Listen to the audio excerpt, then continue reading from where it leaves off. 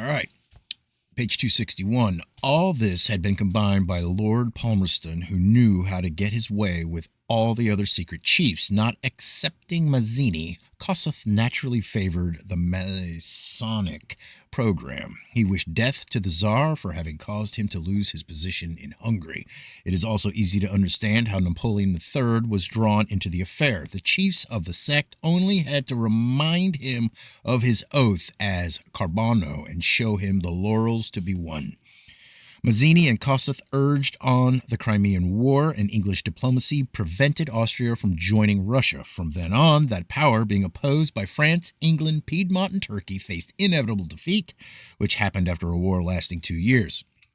Austria was separated forever from Russia and was punished for her ingratitude, for, without even waiting for the end of hostilities, the Mason chiefs who had used her so successfully started the work of revolution on her territory. This war served a great purpose for Adriano Lemmi. It enabled him to get rich. Through his relations with Mazzini and Kossuth, he obtained contracts for Italian ambulances for the Crimea. These he sent from Geneva, pocketing a large part of the money. He paid the rest with bad checks and fled to Malta. This was the first big theft, but his flight did not prevent him and his 2 accomplices from being condemned by default by the Swiss judge. On January 4th, 1855, Mazzini, chief of the Central European Committee, the title Mazzini assumed as leader of Young Europe, called a meeting of his accomplices in London, at which Felix Pyat, the president of the branch group known as the Communist Revolutionaries, was present. These 2 committees were in correspondence, with one in Brussels, one in Jersey, and one in Geneva. At this meeting, the death of Charles III, Duke of Parma, was unanimously voted, and Mazzini sent Lemmi a passport in the name of Louis Broom, under the protection of which he immediately left Malta for the Duchy of Parma. During the 1 day he spent there, he organized a secret meeting at Castelgoleto for March 25th, during which lots were drawn, and a man called Antonio Caro was thus duly selected by fate to do the deed. Lessons in stabbing were then given on a dummy, and Andrino, who presided at the assembly, addressing the assassin-elect, said, "This day is the feast of the Jesuits and nuns, when they celebrate the apparition to their Madonna of an angel announcing the advent of the Messiah as her son. Brother, I announce to thee that thou wilt be the Messiah for the revolution of Parma. I consecrate thee liberator of the oppressed, savior of tyrannized men. Strike the despot, let not thy hand falter. Our God, who is not the God of the priests, will protect thee." 2 days later, Charles III fell under the attack of an alleged fanatic who made good his escape. The circumstances of the plot are known because Lemmi often boasted of the part he played in it to Frappoli and others who repeated the story. Mazzini often acknowledged that his little Jew was worth 10 good men. So clever was he at choosing the right men for important jobs, and so able at inspiring them with the energy necessary for doing their duty. The Parma business greatly enhanced the value of Lemmi in the eyes of the principal chiefs. He remained incognito for several days at Sant'Elario, but the revolution did not come off, for the crime was received by the people with honor, and the widow of Charles III, the daughter of the Duca de Berry, was proclaimed regent for her son Robert, a child of 6. Still under the false name of Louis Broom, Lemmi went to Reggio, then to Modena, returning to the Duchy of Parma in the last days of June, where he prepared the abortive insurrection of July 22nd, which was quickly suppressed. In January 1855, the Piedmontese government suppressed 334 religious institutions at the instigation of the revolutionary societies, which, thanks to complicity under the guise of tolerance, were unhindered in the development of their criminal resources. Lemmi, who had at his disposal as many false papers as might be necessary for his secret missions, again changed his name. Armed with a Hungarian passport belonging to one of the henchmen of Kossuth, he went to Rome under the name of Ulrich Putz. professional cook, and on June 12th, there was an attempt to kill Cardinal Antonelli. He immediately reappeared at Genoa, where on the 13th of the month, a manifesto was published by Mazzini inciting the people to insurrection. This was spread by Lemmy in several towns, notably even in Rome, where by a curious coincidence, on July 9th, the same day on which he returned to the city of the popes, an attempt was made on the life of Father Bex, the general of the Jesuits. In all these movements, in all these crimes where Lemmy's hand was not visible, those of his associates always were: Lemmy and Orsini. The latter, also an agent of Mazzini, had transmitted to the Revolutionary Committee of Milan their chief's instructions in view of an imminent uprising. Having received their instructions, Lemmy went to Switzerland with his Hungarian passport, and Orsini, under the name of George Gurnash, went to Austria, where an insurrection timed to occur simultaneously with that in Lombardy was to be fomented. Orsini was arrested at Hermannstadt in Transylvania, brought back to Vienna, and transferred to Mantua, where he was judged and condemned to death for high treason on August 20th, 1855. Locked up in the castle of San Giorgio, he succeeded in escaping on the night of March 29th, 1856. On November 13th of the same year, 2 other agents of Mazzini were taken to Rome. Under the pretext that the King of Naples was not observing strict neutrality towards Russia, Lord Palmerston obtained the disgrace of Mazza, the Neapolitan director of police. In this move, he was aided by Mazzini, who, having caused certain confidential papers to be stolen, knew some things that were none of his business. Mazza, devoted to the king, had been his protector against the machinations of the secret societies. Napoleon III, too, allowed himself to be influenced by Palmerston, who, as patriarch of European Freemasonry, favored one of his pet projects. This involved the appointment of Prince Murat, Grand Master of the Grand Orient of France, to the throne of Naples and the 2 Sicilies, and the elimination of the House of Bourbon. England and France presently threatened to send a squadron to Naples, but owing to the protest of Russia, the threat was never carried out. In September 1856, the European Committee decided that the King of Naples should be assassinated and that at the same time there should be an insurrection in Sicily. A man named Baron de Bentivoglio, who had been introduced by an English high mason, Henry Misley, to Mazzini in London, was entrusted with the task of fomenting the trouble, while Lemmy took charge of the murder. According to the plan, Ferdinand II was to be blown up by a bomb thrown under his carriage by some fanatic selected by Lemmy. Armed with 2 bombs, Lemmy went to Sicily. He now traveled under a French passport provided for him by a friend through Ledru Rollin, and made out under the name of Jacques Lethul, merchant.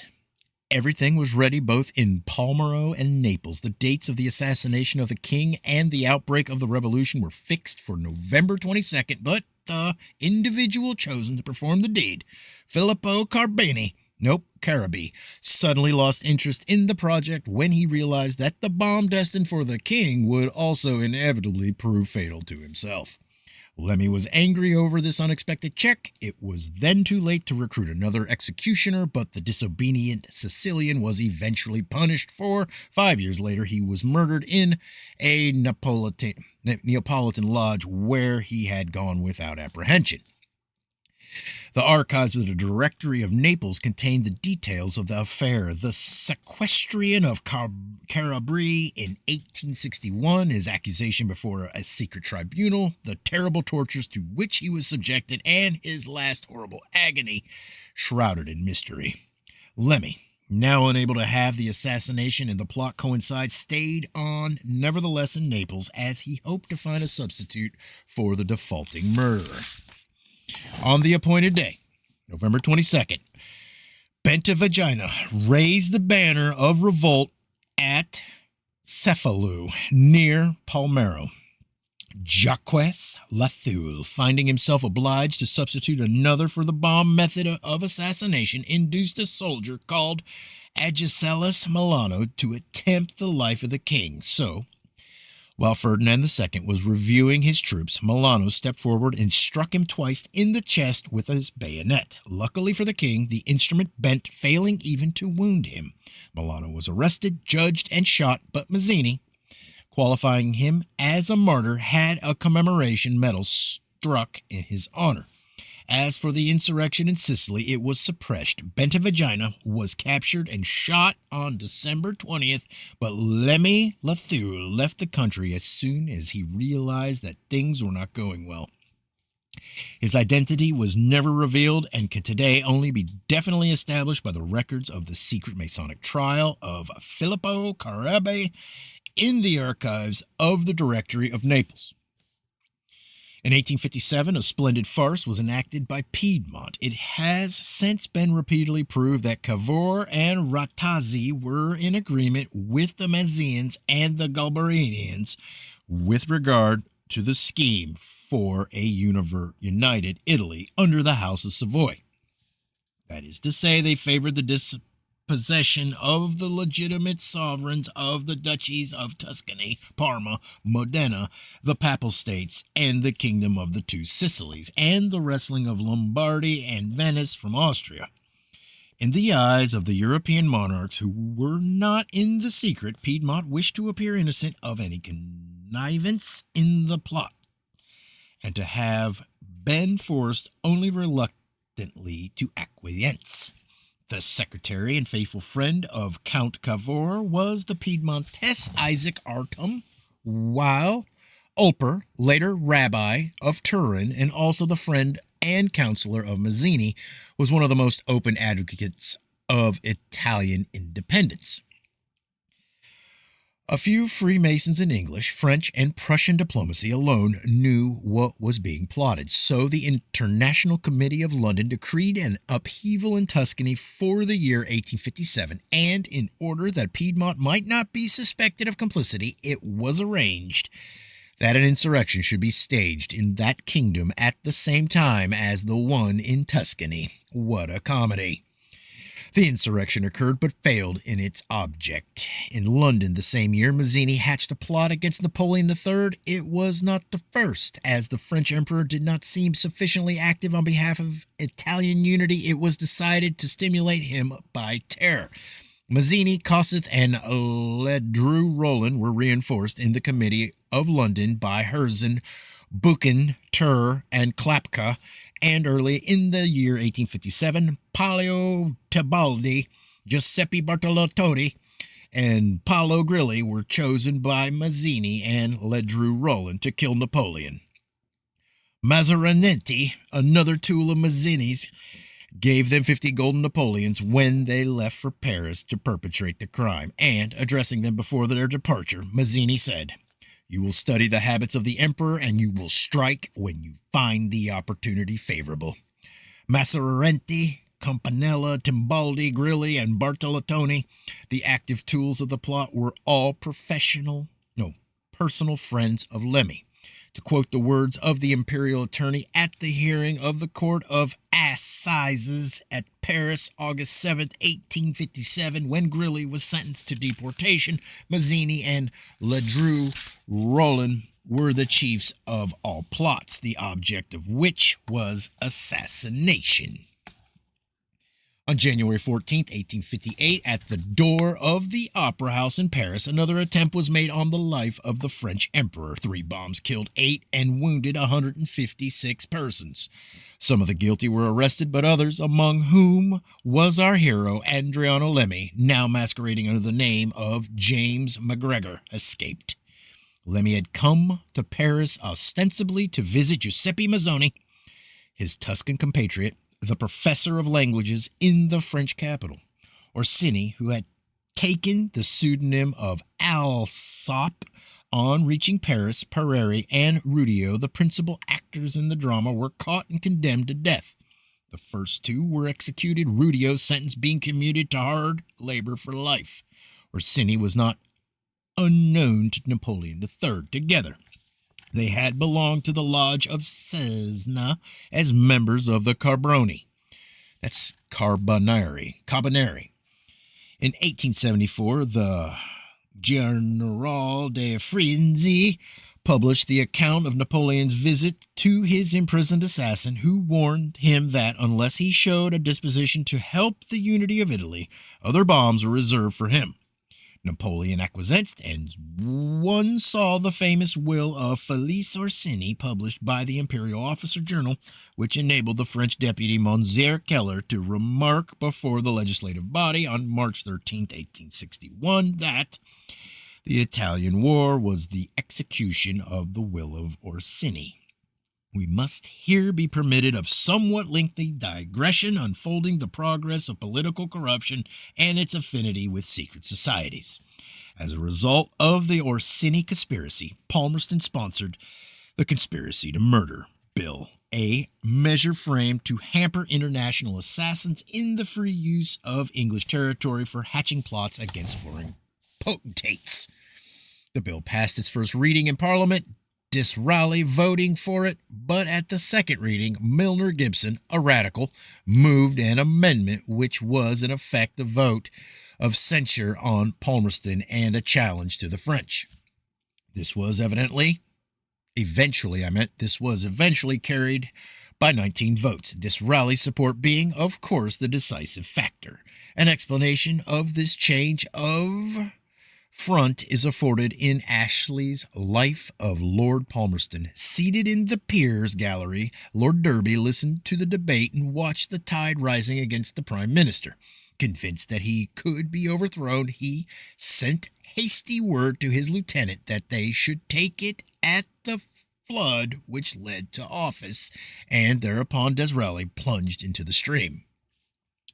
Lord Palmerston fell and was succeeded by Lord Derby. Where does Disraeli, Lord Beaconsfield, come into scheme? We know him as the author of many novels that, while not being evidential, serve to show the knowledge of their author on subjects of international significance. He knew how things were done and, like a naughty boy, told tales out of school. Young Italy, young Ireland, lastly, young England, with Disraeli as its founder. What do we really know of young England beyond the Promos League would have us think? We know that Disraeli was always in debt, always short of money, and we know that people under such conditions are seldom their own masters. Who were his masters? Disraeli's father, Isaac Disraeli, was offered the leadership of their sect by the Jews of London. He refused. Was it also offered to his son? Writing of Lord Beaconsfield, AAB passes a casual remark in the London Evening Standard of Monday, October 29, 1928. The name of the heroine of Lothair, the work of his Meridian, is that of his wife. Marianne ruled the underworld of secret societies. Are we to search there for the invisible masters? A further light is thrown upon this epoch of English history by no less an authority than the Encyclopedia Britannica 9th edition. In the article of Prince Metternich, it says, Metternich, in one of his most earnest writing, places side by side in instances of evil sought for its own sake the action of the secret societies in Germany, the Carbonaria of Italy, and the attempts of the English to carry the Reform Bill. We do know that the Reform Bill was one of Disraeli's victories. Again, one wonders at Metternich. That great reactionary might well have disliked the Reform Bill, but this remark does not just indicate dislike. It is a positive indictment when read with the knowledge available to the historians of today.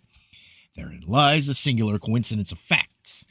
On the one hand, we have one of two statesmen, Metternich decrying the English Reform Bill, and on the other, Disraeli getting it passed in the English Parliament. Yet, both men, ever impecunious, were ruled by money coming from the same source, namely the Rothschilds, who, in Austria as well as in London, were actively becoming the masters of the national finances of both countries.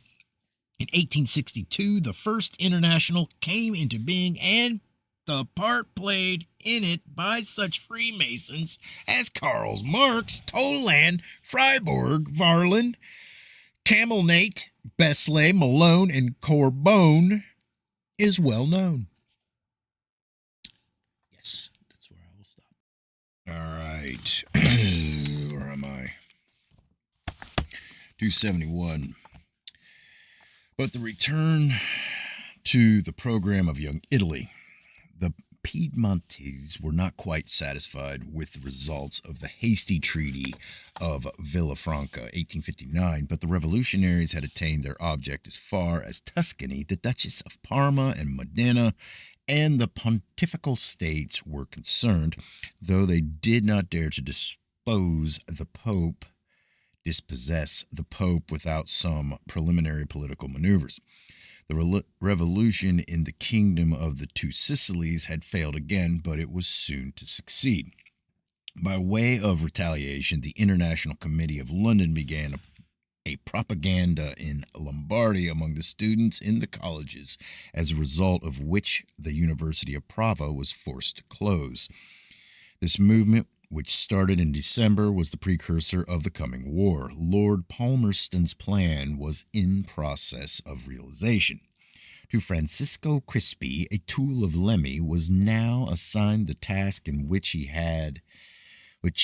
and Bentivoglio had failed. He was in London when the news of the death by poison of Ferdinand II reached the International Masonic Committee. Mazzini's tool in the poison plot was Monsieur Caputo, a priest who had succeeded in winning the confidence of the king as his confessor. He was a Freemason and a sublime Mater Parafat, belonging to one of the most evil branches of the sect. The poison was administered in a slice of melon, and the king died in agony on May 22, 1857. Freemasonry had won, for Francis II, who now succeeded his father, was too young and inexperienced to be able to cope with any serious political situation alone. At this period, the states of Tuscany, Parma, and Modena were trying to form a coalition, but Dr. Farini, a Freemason, had become dictator and dictated regardless of popular sentiment. Lemmy was continually running back and forth from England with instructions from the London Committee to the local revolutionary chiefs, and in his secret capacity was very active through the different assemblies where the votes of the sold or terrorized members went for annexation to Piedmont, regardless of the wishes of the majorities in their constituencies. Traveling under the assumed names of Emmanuel Parada and Toby Gliven, Crispi spent much of his time during the next 2 years in Sicily as an agitator fomenting. A great uprising was planned for October 12th, but through Lemmy was there to help. Their combined efforts on that date were futile.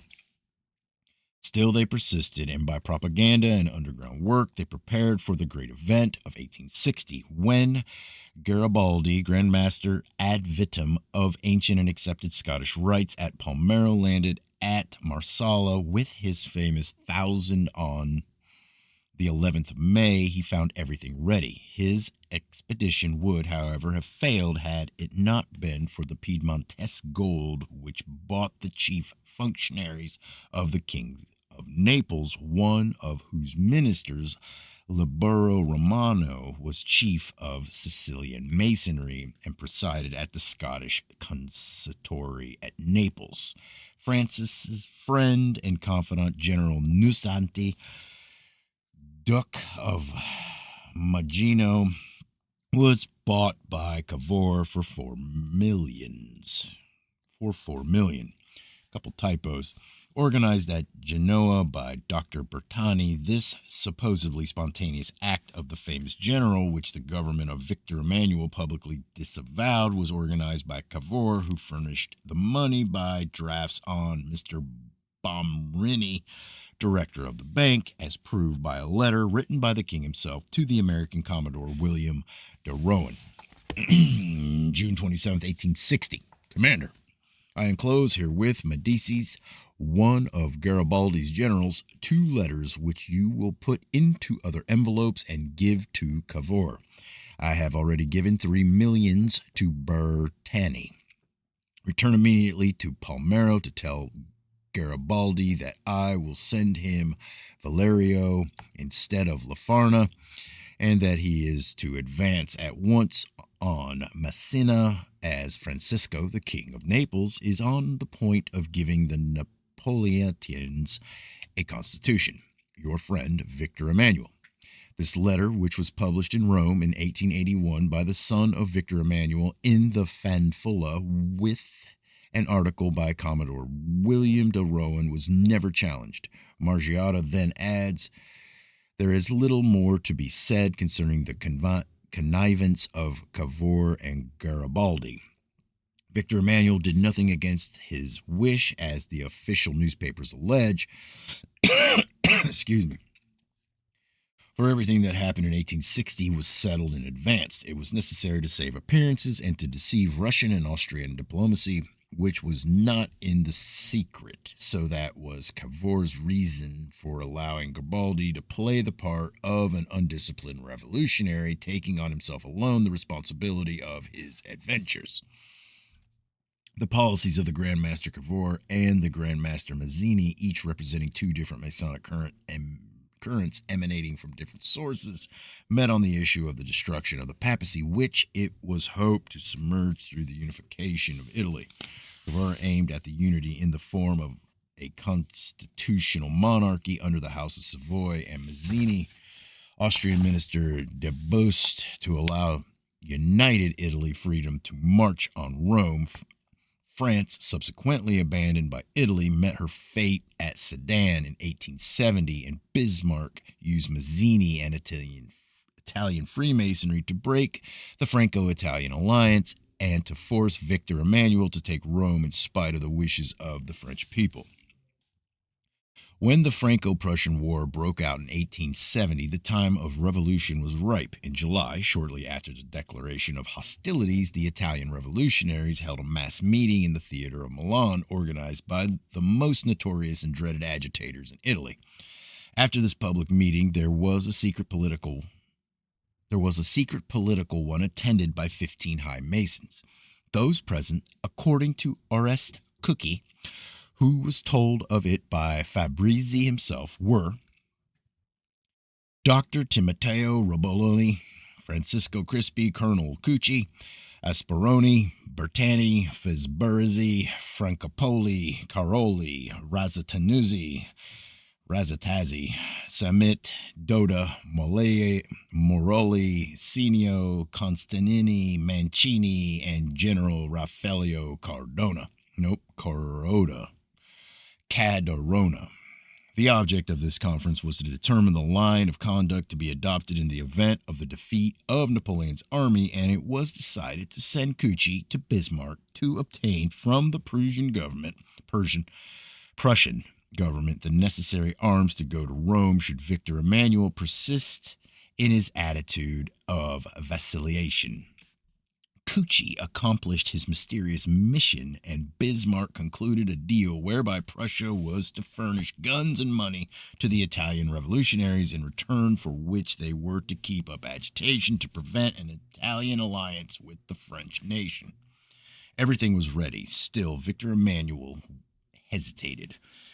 Public opinion was rapidly being manufactured with the assistance of Bismarck's money, so the deputies of the left who signed a petition for the occupation of Rome, on being asked what they would do if the ministry refused their demand, answered, "We will make barricades, and with the people we will go to Rome without you." The government then decided to act, and General Cadorna, who had already been selected by Freemasonry to lead a popular army should the government not wish to send him there in an official capacity, marched on Rome. The operations of war began on September 15th, 1870, and on September 20th at 5 o'clock in the morning, the cannon of Cadorna settled the Roman question. The Porta Pia was forced. Porta Pia?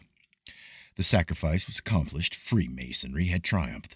But Freemasonry had won again, according to Mr. George Heil, writing in February 1871, Mr. Gambetta, who was the arbitrary master of that country's, France, destiny during the 3 months that his dictatorship lasted, was able, without anyone daring to oppose his conduct, to misuse his power in order to unsettle the country and satisfy his own ambitions. He trampled the country's laws underfoot by slighting the most elementary rules of civilized society, by hunting from their benches magistrates, immovables, and from the council chambers those who had been elected by suffrage, by taking the war into his own hands, by promoting and depriving officers of their rank, by suddenly changing according to his own whims and fancies, or those of his advisers, his opinions, schemes, and plans.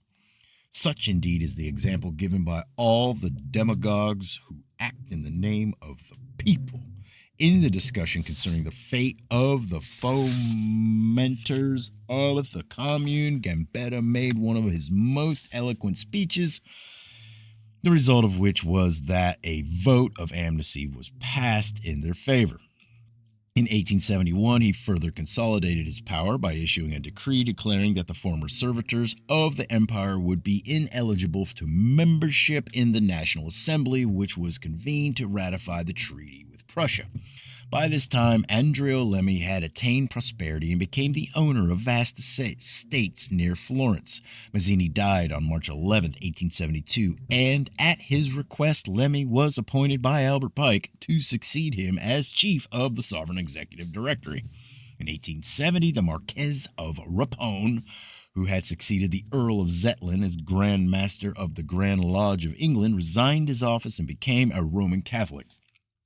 He was succeeded by the Prince of Wales, later to be Edward VII, King of England, received Knight Kadosh in 1882 on January 28th, and Affley Superior Grand Orient in 1883.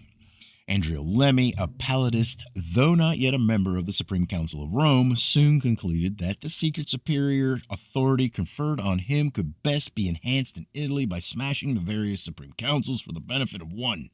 Unity of the Italian Masonry was then his aim. Success in this project depended on slow, deliberate maneuvering, secrecy concerning his Palladist affiliation, temporary restriction of the number of triangles in the peninsula, and, above all, forbearance in dealing with the rival powers established in the ordinary rites. In 1875, the scene of Masonic intrigue had shifted to England. The Khedive of Egypt, being at the time financially embarrassed, offered his shares in the Suez Canal Company for sale. The Duc de Caz, French Minister of Foreign Affairs, failed to inform the French authorities of the Khedive's predicament, while the Rothschilds, on the information of their Egyptian agent Ambrose Senado, secretly advanced to Disraeli, the Prime Minister of England, the necessary funds to deliver the controlling interest of the canal to Britain, thus striking an international coup d'etat, the significance of which was only dimly appreciated when, in the following year, Disraeli had Queen Victoria proclaimed Empress of India. Thus, the controlling interest of the great waterway to the east was vested in England to have and to hold, till the British Empire, about to be created, should cease to serve the purpose of its makers. Hold on.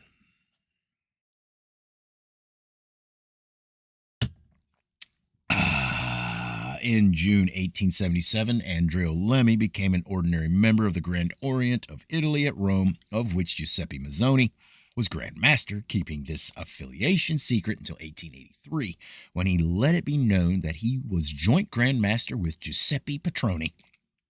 At this date, the rivalry for supremacy in Scottish rights had become acute, for the Roman Grand Orient wished to dominate over the Supreme Council of Italy, at Turin, of which Tommaso Riballoli was Grand Master. The Grand Commander of the Roman Supreme Council was Senator Colonel George Tamayo, though its real chief was Luigi Castellazzo.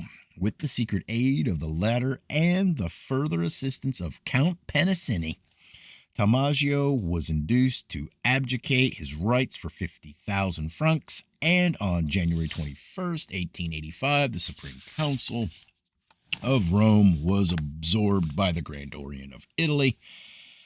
All Lemmy now required was complete to complete his victory was to absorb the Supreme Council of Turin, but Riboli, the only real and legitimate representative of Italian Freemasonry recognized by the Convention of Universal Scottish Rites at Lausanne in 1875 and by all the Masonic powers of the world, had no wish to part with a source of revenue or to defer to the little Jew at Rome who was invested with no recognized superior authority.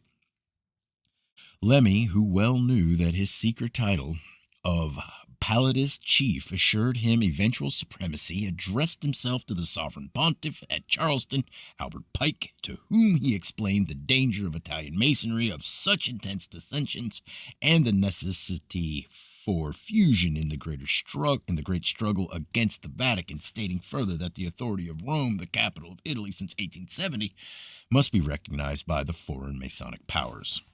His reasons appealed to the sovereign pontiff of Universal Freemasonry, who in November 1886 entirely disarmed Riboli by promising him an indemnity of 30,000 francs.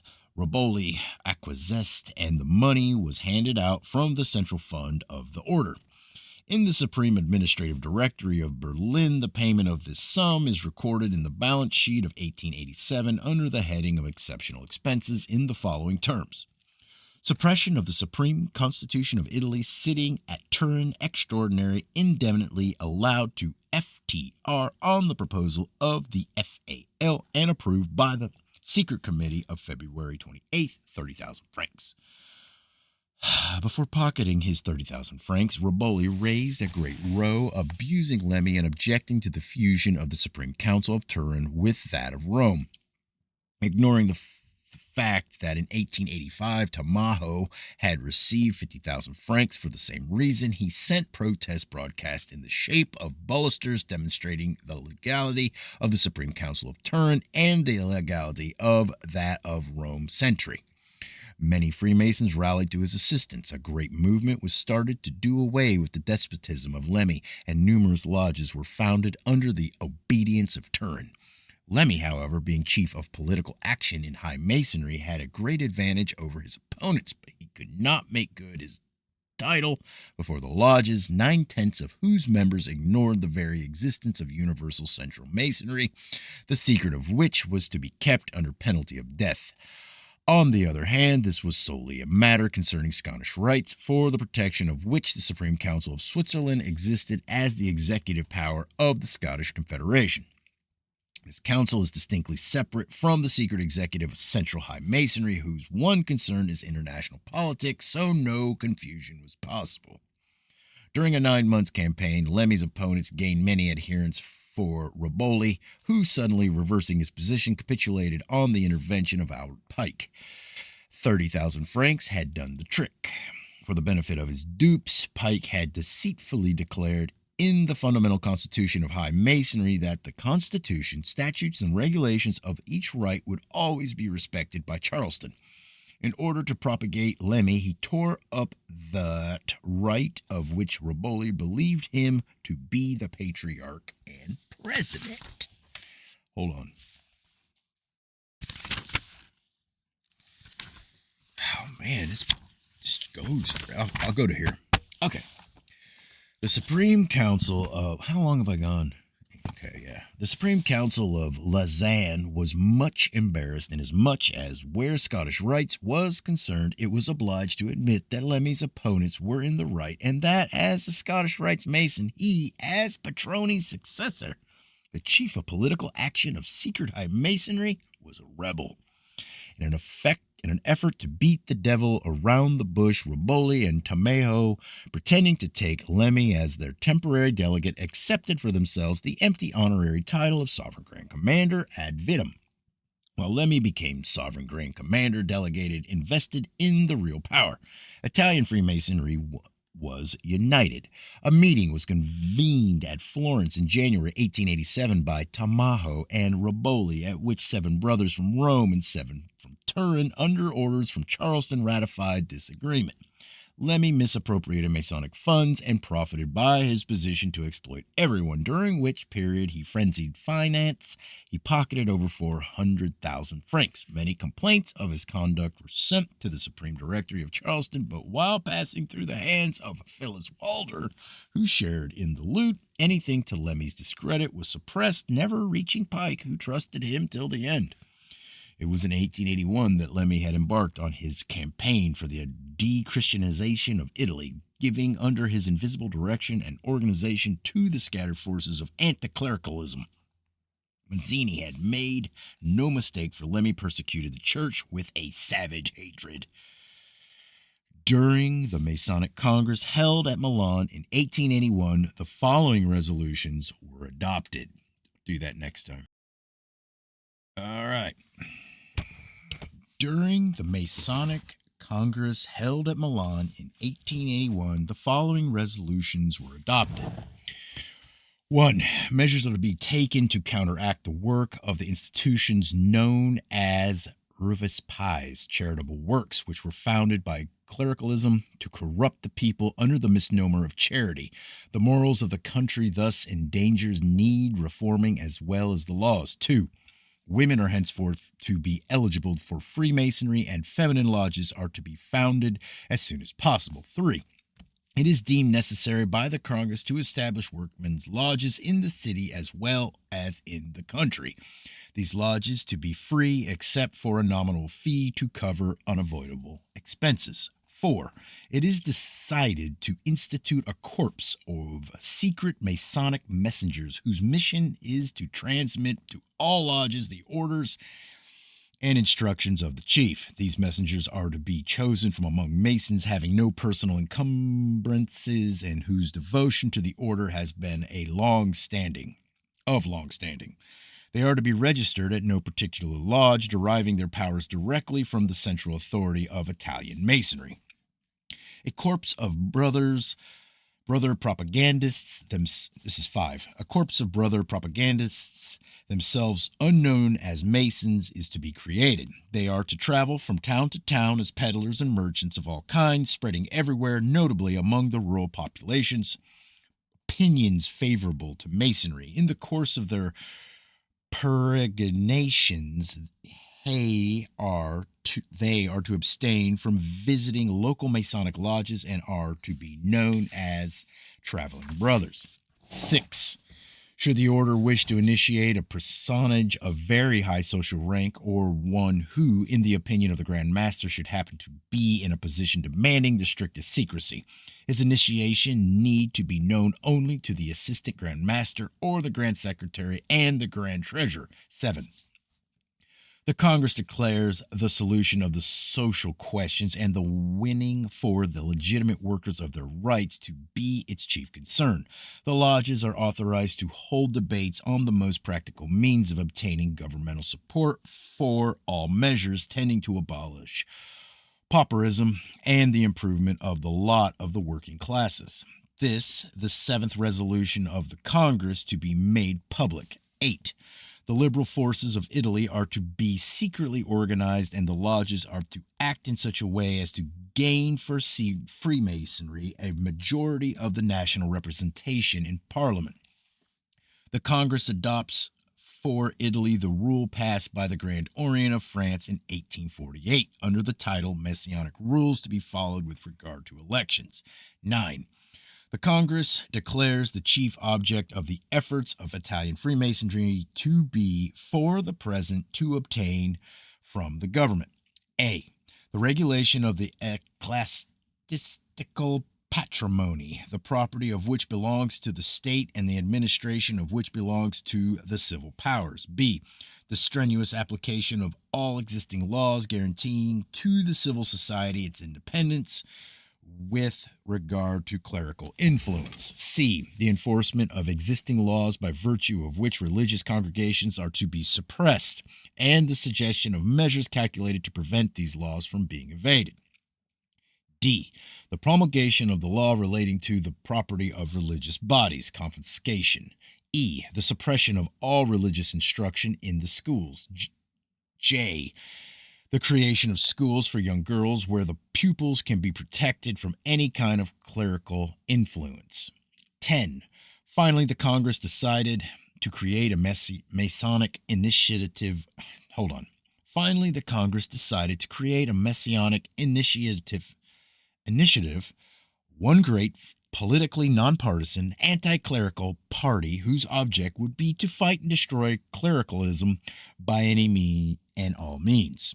Adriano Lemmy promptly obeyed Pike's orders and the resolutions of the Congress, which he himself had dictated by establishing in Rome on July 13, 1881, 10 anti-clerical auxiliary lodges, the foundation expenses of which were paid by the Supreme Directory of Rome.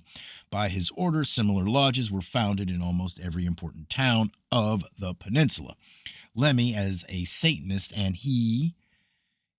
Lemmy is a Satanist, and he organized the anti-clerical movement as a Satanist. Besides his effort to destroy the church, he led a movement to spread the nature cult, well knowing that the secret protection of his sect would always be afforded him in the event of that of the anti-Catholic government of Italy being withdrawn.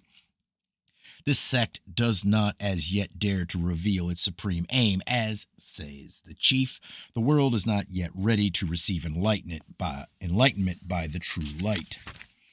So, Lemmy first preached Lucifer and then fought Christianity by combating the idea of the supernatural. All his discourses and manifests were composed either by Ulci Bacchi, an atheist, or Umberto Dal Medico, a Luciferian.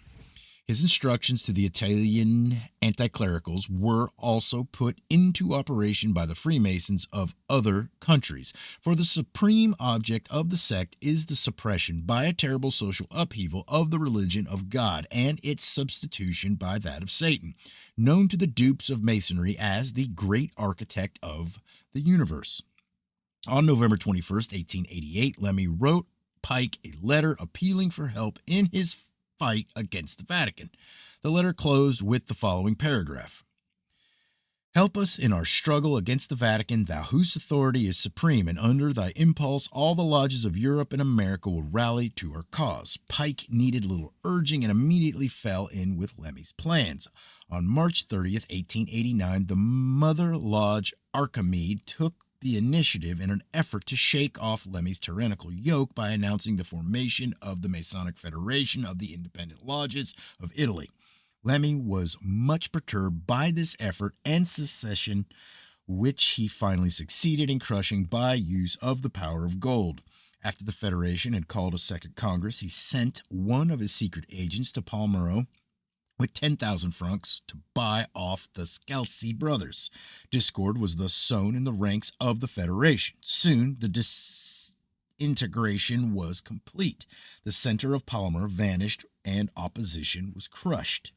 Towards this period, Lemmy got control of the Italian tobacco monopoly, through which he succeeded by swindling methods in acquiring several millions. The whole affair was aired in Parliament, but the intimidated deputies voted to save the reputation of the sect, and in order to suppress the scandal, although Colonel Achille Bazzoni, Deputy Matteo Renato, Imperini Porriro, and several newspapers took up the matter and made a great row, which ended in the usual way when the public gets tired of the subject. As a result of Lemmy's politics in the elections of 1890, no decent, honest, and independent candidate for political position had a chance of being elected against one of his hand-picked nominees.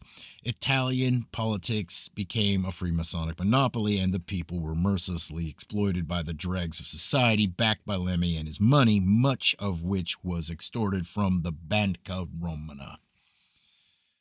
On April 2, 1891, Albert Pike died and was succeeded in the Supreme Grand Lodge of Masons by Albert George Mackey, who held the post for 2 years and 5 months. There were great rivalries between the members of Pike's staff and Albert George Mackey, Mackey was chosen as a compromise candidate who was unlikely to interfere seriously with any of the others.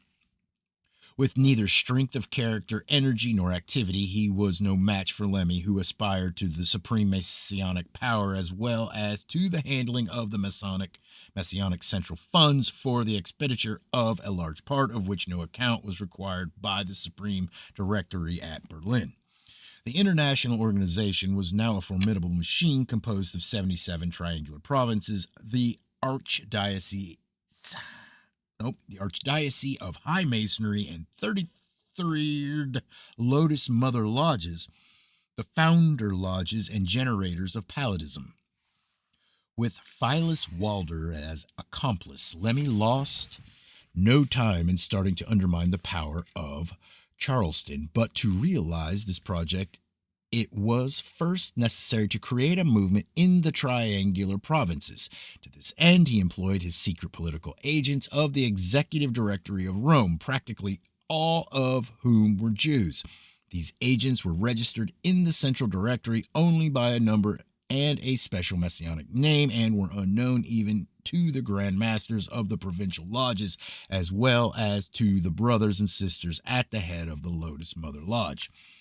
His particular agent in London in 1893 was supposed to be an old Piccadilly Jew called Daniel Mould. The came under which he was registered for this triangular province. In the Grand Central Directory at Naples was Adam Cadsmone, the magical value of the letters of which, when added, give the total of 244, exactly as do the letters of his real name. Lemmy was not forced to rely solely upon his special agents, for he also had the unanimous support of the powerful secret Jewish lodges. By the decree of September 12, 1874, which confirmed a treaty signed by Armand Levy for the Jewish B'nai B'rith, Brothers of the Alliance, of America, Germany, and England, and the supreme authority of Charleston, Albert Pike authorized the Jewish Freemasons to form a secret federation functioning side by side with the ordinary lodges. This secret society was to bear the title of Sovereign Patriarchal Council, and its universal center was to be at Hamburg, Valentenskamp Strasse. In subscriptions alone, it collected 1,400,000 francs a year, which were used for general Jewish propaganda. Under the terms, that word. I can't get this in the right spot. Or does it go like that? Under the terms of this document given in full on page 255 of Andrea Lemmy by the Demarjota, Jewish Masonry unlike Gentile Masonry, was not to be graded. Its members were exempt from belonging to any other official rite, and the secret of its existence was to be most strictly kept by those members of High Masonry who had been informed by the Supreme Dogmatic Directory of its existence. The later clause in the agreement is undoubtedly responsible for the equivocal attitude of all High Masons with regard to the past and present national and international secret political activities of the Rith. In the interests of humanity, the conspiracy of secrecy should be revealed, for the control of the international balance of power and the possibilities of the international spy system thus established are a menace to the welfare and peace of the peoples of the world. A Jew of French descent, this Armand Levy, above referred to, had attached himself to the Napoleons at the early time and was employed by them in various ways. As a member of the International, he represented the possibilities of an imperial socialism, and when the barricades were built, his name was in the commune and his voice was raised for the extremist councils. He it was who rose in the Hotel de Ville to ask that all the deputies of Paris should be summoned from Versailles, and if they would not come, should be deposed, convicted, and condemned to death. It was indeed in the heart of the Jewish lodges that the plans to manufacture the public opinion necessary to the success of Lemmy's ambitious project were made, and what actually happened was the result of a plot of the Sovereign Patriarchal Council of Hamburg against the Supreme Dogmatic Directory of Charleston. Hamburg won in the end, and the secret Jewish control of the powerful machine of international masonry was assured. The Jewish lodges were Lemmy's willing tools, and 50,000 Masons simultaneously Palladists and members of the Hamburg Federation, under orders given by the Jewish agents in the pay of the chief of political action, made over a period of 3 months in the triangles of secret Jewish lodges. A splendid propaganda calculated to induce discussion and approval of the transfer of the Supreme Dogmatic Directory of Charleston to Rome. Everywhere, by every means, the agents of Lemmy worked what is that word? I want to say it right. I think it's indefatigably, I can't say it, to create a demand for the removal of the headquarters of the order from Charleston to Rome, on the pretext that the power of the Vatican could be better fought at close quarters. These reclamations of a noisy minority were then magnified for the benefit of the Grand Council of Masons at Charleston into a threat of imminent recession, and after much maneuvering, Phileas Walder succeeded in inducing George Mackey and the American Masons to sign the decree convening the Sovereign Convention.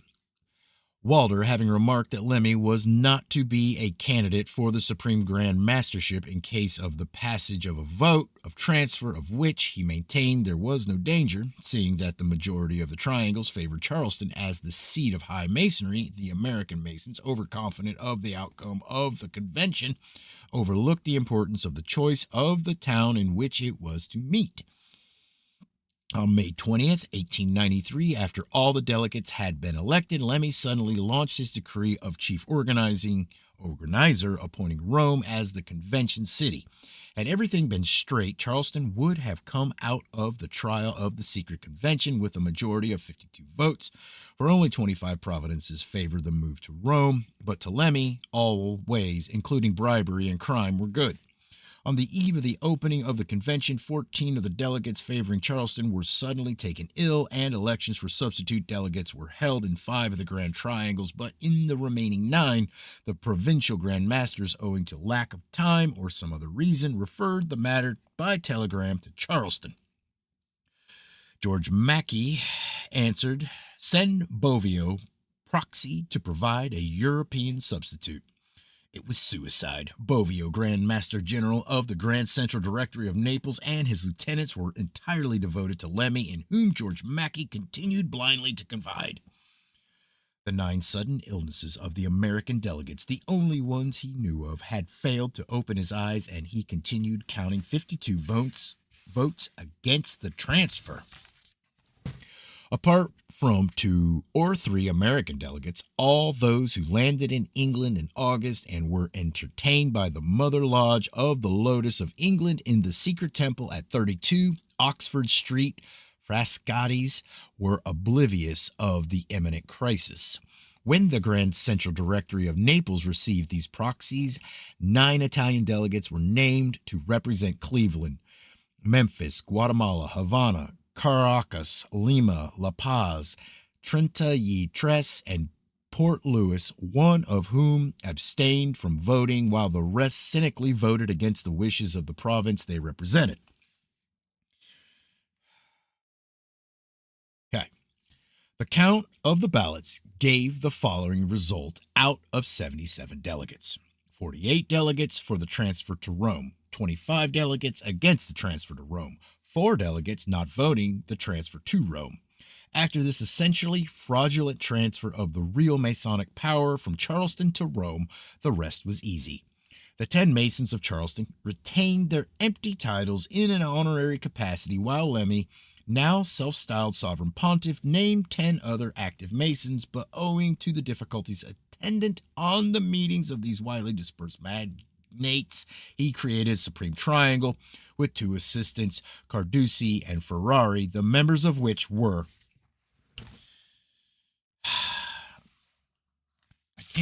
There's a lot of names.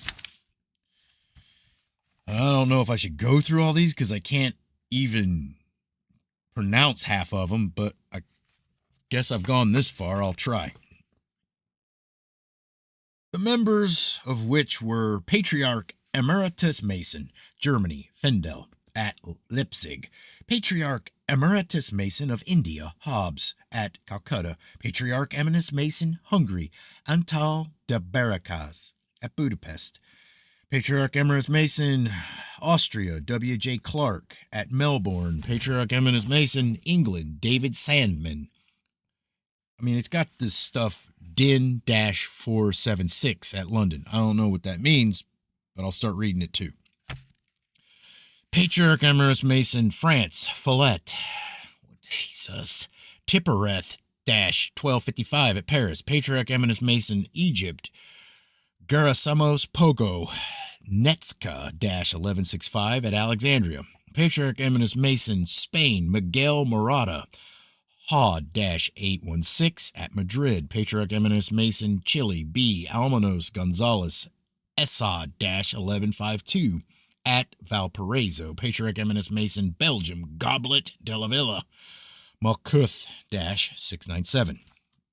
International Masonry under Lemmy became satanic and Jewish. International Jewry has much to explain.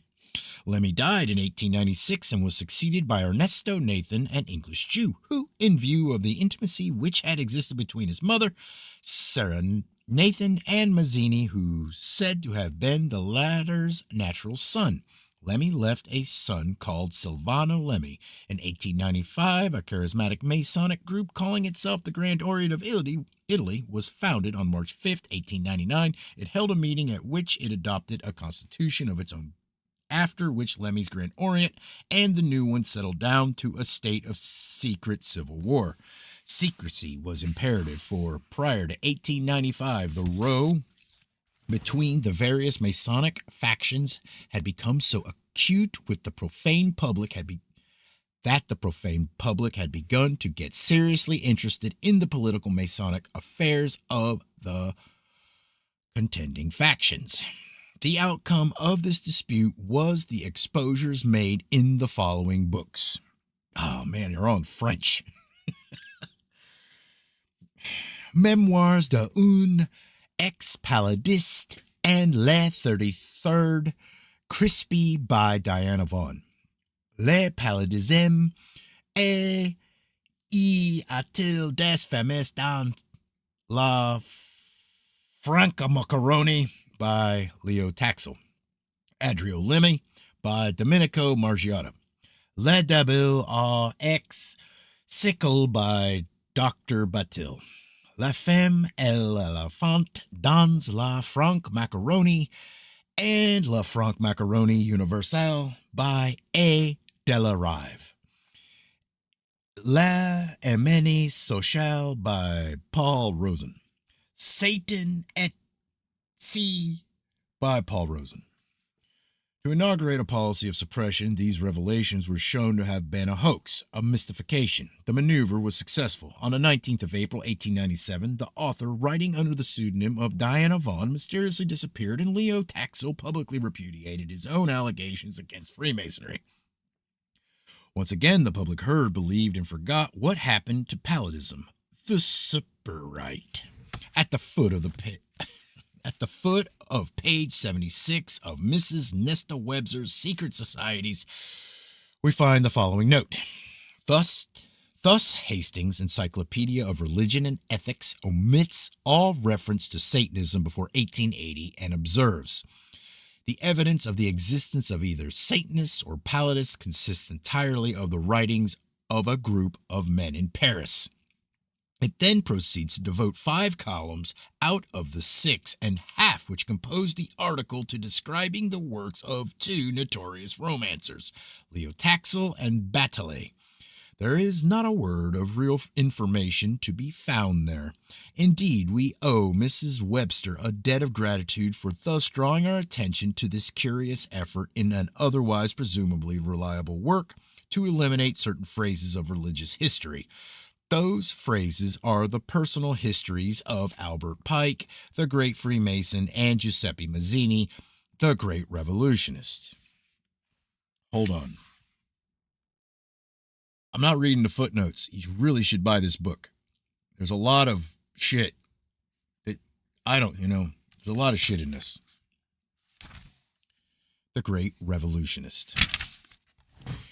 The photostats and documents here appended show the reorganization of the super right under the general name of Illuminism, linked, as we know, with Societas Rosicrucianus in Anglia. Patents of the ancient order of Oriental Templars, then in its embryonic stages, 1902, are also shown. In 1917, this organization unobtrusively declared itself the Super Right. The history of the ancient order of Oriental Templars is given a subsequent page. All right, chapter 33. The Interlocking Directorate. Freemasonry, as the average Mason sees it, teaches brotherhood and many worthy and exalted principles. It is primarily the charity organization, and only good men are eligible to its ranks. To them, the G in the pentagon means God, but needless to say, if its teaching were not of a noble idealist character, it would make few proselytes. Within the lodges and among the members thereof are members of other rites which the British Mason is deliberately taught contemptuously to refuse to acknowledge as Masonic. Many of these are the recruiting sergeants for the secret societies who make their selection a leisure, choosing only such initiates as seem to them likely to serve their ends. Once in the higher grades, a man who has too late been found to be intraceable can continue to the highest visible point of initiation along the track prepared by those who mean him to know nothing. All this is beautiful, all is noble, he sees only the best, and forever advertises the goodness of Freemasonry. Though in this capacity he may do nothing else, he becomes an important factor in recruiting. It is frequently alleged that no English Mason is permitted to attend a lodge meeting of the Grand Orient or of any other so-called irregular Masonry. This is nonsense. If such a statement is to be considered, how are we to reconcile the fact that William Wynne Westcott, an English Mason, appointed Junior Grand Deacon to the Grand Lodge of England in 1902, and the head of the Societas Rosicruciana in Anglia and Golden Dawn, was also the secretary of the Rite of Swedenborg, Knight Kadosh in ancient and accepted Scottish rites, Grand Standard Bearer, Royal Arch, Grand Lodge of England, and regent of the Illuminati, and on intimate terms with one of its founders, the German Theodor Reuss, 33rd degree, 90 degree, and 96th degree. Among his other titles, Theodor Reuss included the following: Magus Supremus in Mundo of the Esoteric Rosicrucians, Fra Superior and Outer Head in Mundo of the Ancient Order of Oriental Templars, OTO, Sovereign Grand Master General ad vitam of the Ancient Rites of Masonry, Memphis and Mizram Rites of Masonry for the German Empire and its dependencies, Turnesimus regions of the IOSI, 33rd degree. To further emphasize the interlocking character of this organization, we print herewith a partial list of the Masonic offices held by John Yarker, quoted from an article published in the Equinox, Volume 10, 1913, under the title In Memoriam. May this end forever the oft-repeated fable of British Masonic isolation. In Memoriam, John Yarker, Grand Royal Commander of the Rosicrucians and Kadosh, 1868 to 1874. Scottish Rite of the 33rd degree, and received certificate dating from 1811, January 27, 1871. Admitted 33rd degree of Cernio Rite and honorary member in New York, August 21st, 1871. Installed Grand Master, 96th degree of Ancient and Primitive Rite of Freemasons Hall, London, October 8th, 1872. Absolute Sovereign Grand Master Rite of Mirzam, 90th degree from 1871 down to the present time. Received over 12 patents of 33rd degree of the Supreme Council in various parts of the world. Past Senior Grand Warden of Greece by patent July 1st, 1874. Honorary member of Lodge 227, Dublin, 1872, and on various foreign bodies, 1881 through 1883. Among these, he received the crown of Keither, admitting to the 5th degree of the Grand Lamastic Order of Light. In 1882 and 3, he acted as General Giuseppe Garibaldi's Grand Chancellor of the Confederated Rights, which he arranged throughout the world. Honorary Grand Master of the Sovereign Grand Council of Iberico, October 5th, 1889. Right of Swedenborg. In 1876, he was appointed Supreme Grand Master for the United Kingdom under the charter of T.G. Harrington, P.G. Master of Craft, Grand Lodge of Canada, Colonel W. Bury Millode Moore, Grand Master of Templars, 33rd degree, and G.O.C. Longley, 33rd degree. Elected Imperial Grand Hierophant, 97th degree in Ancient and Primitive Rite, November 11th, 1902. Grand Representative of the Grand Lodge of Germany, 1902 through 6. Honorary Grand Master of the Grand Lodge of Cuba, by patent, January 5th, 1907.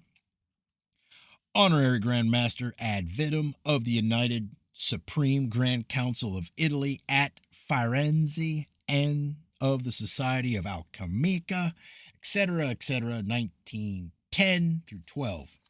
He also was interested in many of the concordant orders and held office in several.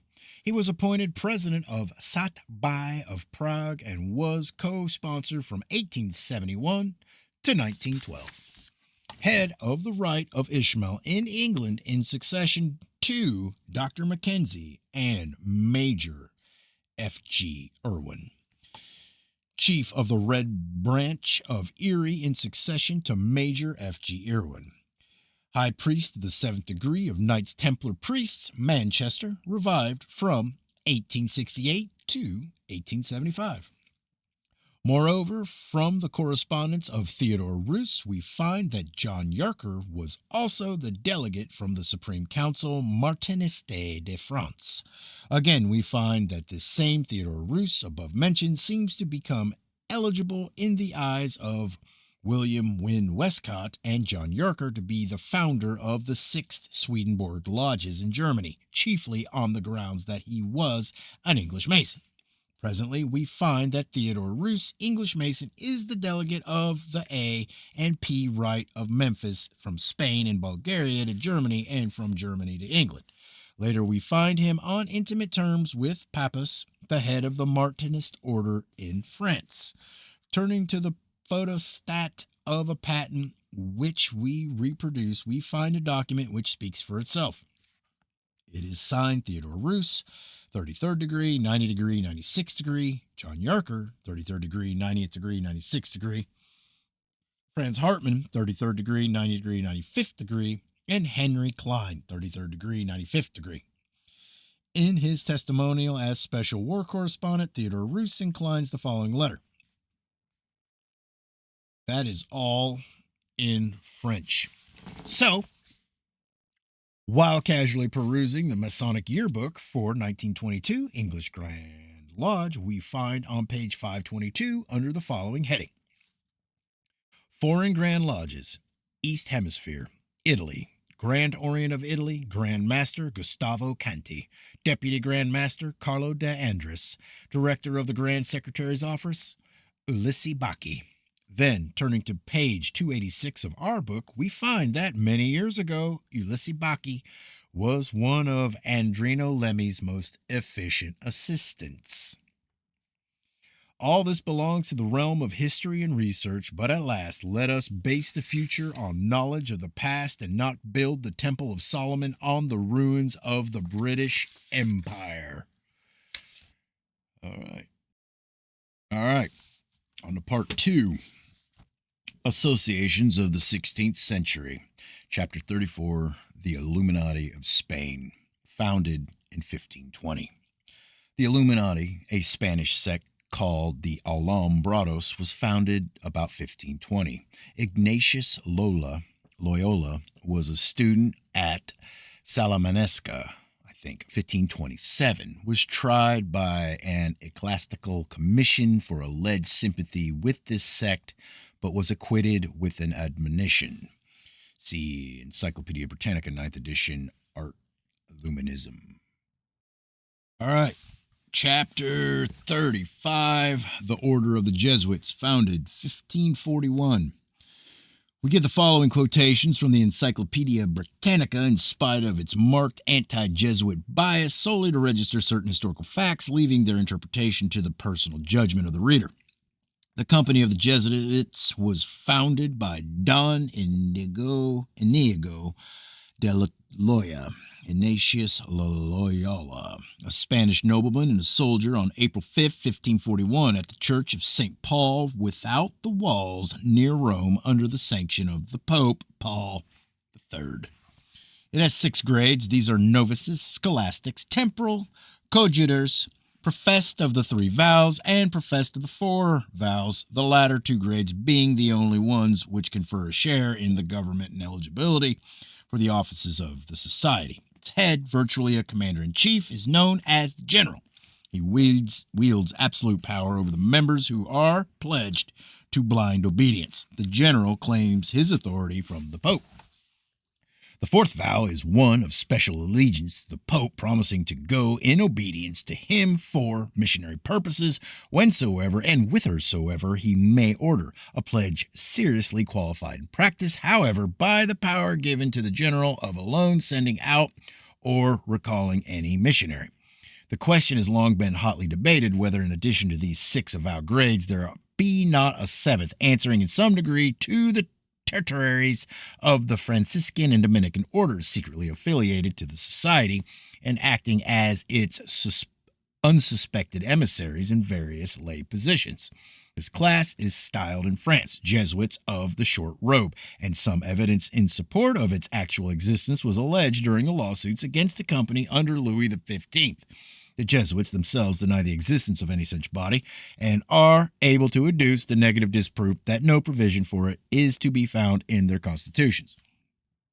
On the other hand, there are clauses therein which make the creation of such a class perfectly feasible if thought expedient. One is the power given to the general to receive candidates secretly and to conceal their admission, for which there is a remarkable precedent in the case of Francis Borgia, Duke of Gandia, afterwards himself general of the society. The other is an even more singular clause, providing for the admission of candidates to the company by persons who are not themselves members of it. The general, who should by the statutes of the society reside permanently at Rome, holds in his hands the right of appointment not only to the office of provincial,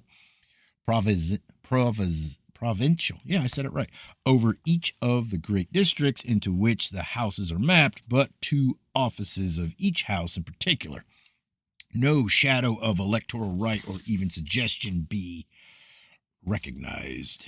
The superiors and rectors of the houses and colleges in Europe must report weekly to the provincial on all matters concerning the members of the society and all outsiders with whom they may have had dealings of any sort. The provincial, for his part, must report monthly to the general, giving him a summary of all the details which have reached himself.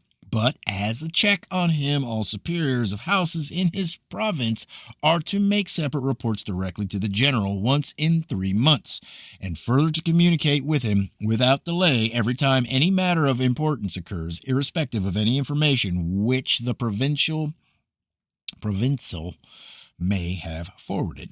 Nor is this all. An elaborate system of espionage and delation forms part of the recognized order of every house, and in direct contrast to the ancient indictment and confession of faults in open conventional chapter, every inmate of a house is liable to secret accusation to its superior, while the superior himself may be similarly delated to the provincial or the general. Nor is the general himself exempt from control on the part of the society, lest by any possible error he be unfaithful to its interests. A consultative council is imposed on him by the general congregation, consisting of 6 persons, whom he may neither select nor remove, namely, 4 assistants, each representing a nation, an admonisher or advisor resembling the autolots of military commander, to warn him of any faults or mistakes, and his confessor. One of these must be in constant attendance on him. While he is not at liberty to abdicate his office, nor to accept any dignity or office outside it without the assent of the society, he may yet be suspended or deposed by its authority. There would seem at first to be an effectual external check provided, however, in the fact that while all the officers of the society, except the council aforesaid, hold of the general, he in turn holds of the Pope and is his liegeman directly. Liegeman? Yeah. As well as in virtue of the 4th vow, which he has taken in common with the other professed. But such is the extraordinary skill with which the relations of the society to the papacy were originally drafted by Loyola and subsequently worked by his successors that it has always remained organically independent and might very conceivably break with Rome without imperiling its own existence. The general has usually stood towards the Pope, much as a powerful grand feudatory of the Middle Ages did towards a weak titular Lord Paramount, or perhaps as the captain of a splendid host of free companions. Wait. Or perhaps as the captain of a splendid host of the free companions did towards a potentate with whom he chose to take temporary and precarious service. And the shrewd Roman populace have long shown their recognition of this fact by styling these 2 great personages severely the White Pope and the Black Pope. In truth, the society has never from the very first obeyed the Pope whenever its will and his happened to run counter to each other. The merited odium which has taken the Inquisition, usually officered by Dominicans, has induced the Jesuits, whose own controversial methods had been different, to disclaim all connection with that tribunal and to represent their society as free from complicity in its acts. But in truth, it was Ignatius Loyola himself who procured its erection in Portugal in 1545-6. And F. Nithard, one of the very few cardinals of the society, was Inquisitor General of that kingdom in 1655. The first successes of the Indian mission were entirely amongst the lowest class, but when Robert de Nobili, to win the Brahmins, adopted their insignia and mode of life in 1605, a step sanctioned by Gregory the 15th in 1623, the fathers who followed his example pushed the new caste feelings so far as absolutely to refuse the ministrations and sacraments of religion to the pariahs, lest the Brahmin converts should take offense.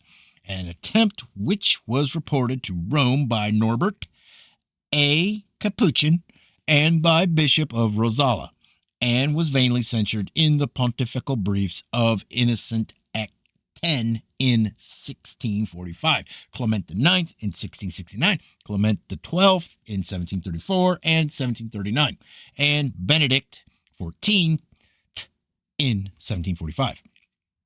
The Chinese rites, assailed with equal unsuccess by 9 popes, were not finally put down until 1744 by a bull of Benedict XIV. By these rites, the Jesuit missionaries had virtually assimilated Christianity to heathenism, and their practical reply in opposition to the papal decree of 1700 was to obtain an edict from the Emperor of China declaring that there was nothing idolatrous or superstitious in the occultated usages.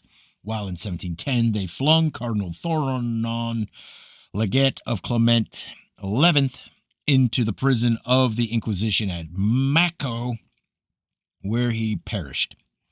Finally, they disobeyed the brief of suppression issued by Clement XIV in 1773, which enjoined them to disperse at once, to send back all novices to their houses, and to receive no more members. It is thus clear that the society has always regarded itself as an independent power, ready, indeed, to cooperate with the papacy so long as their roads and interests are the same, and to avail itself to the uttermost of the many pontifical decrees in its own favor, but drawing the line far short of practical submission when their interests diverge. The Jesuit power, much weakened in England by the rise of the Jewish power with the advent of Cromwell, persisted nevertheless in its efforts to recapture its former status in that land. During the reign of James II, it schemed and intrigued incessantly through its representatives, Father Saint Germain, and his successor, Father Columbre. After the enactment of the limitation of the English throne to Protestant succession, the Jesuit diplomatists were hard put. To quote the encyclopedia further, after many difficulties, they had succeeded in getting a footing in France through the help of Duprat, Bishop of Clermont, who founded a college for them in 1545 in the town of Bilham, besides making over to them his house at Paris, the Hôtel de Clermont, which became the nucleus of the afterwards famous College of Louise le Grand, while a formal legislation was granted to them by the States General at Poissy in 1561. From the Jesuit College at Ingolstadt is said to have issued the sect known as the Illuminati of Bavaria, founded by Adam Weishaupt under the guidance of Nicolai in 1776. Weishaupt, its nominal founder, however, seems to have played a subordinate through the conspicuous role in the organization of this sect. See page 370. In July 21st, 1773, the Pope had abolished the Order of the Jesuits, but Frederick II of Prussia encouraged and protected them, with a view, no doubt, of using their political knowledge and skill against the Bourbons, the Habsburgs, and the Pope. The well-known authority on theocratic organizations, Heckelthorn, writes the following concerning the Jesuits. There is considerable analogy between Masonic and Jesuitic degrees, and the Jesuits also tread down the shoe and bear the knee because Ignatius Loyola thus presented himself at Rome and asked for the confirmation of the order. Not satisfied with confession, preaching, and instruction, whereby they had acquired unexampled influence, they formed in Italy and France in 1563 several congregations, i.e. clandestine meetings held in subterranean chapels and other secret places. The Congregationalists had a sectarian organization with appropriate catechisms and manuals, which had to be given up before death, wherefore very few copies remain. To show the further similarity of the Jesuit, Judaic, Messianic, Gnostic, Brahmin, Illuminati theology, we now quote from a MS in the library of the Rue Richelieu at Paris entitled Histoire des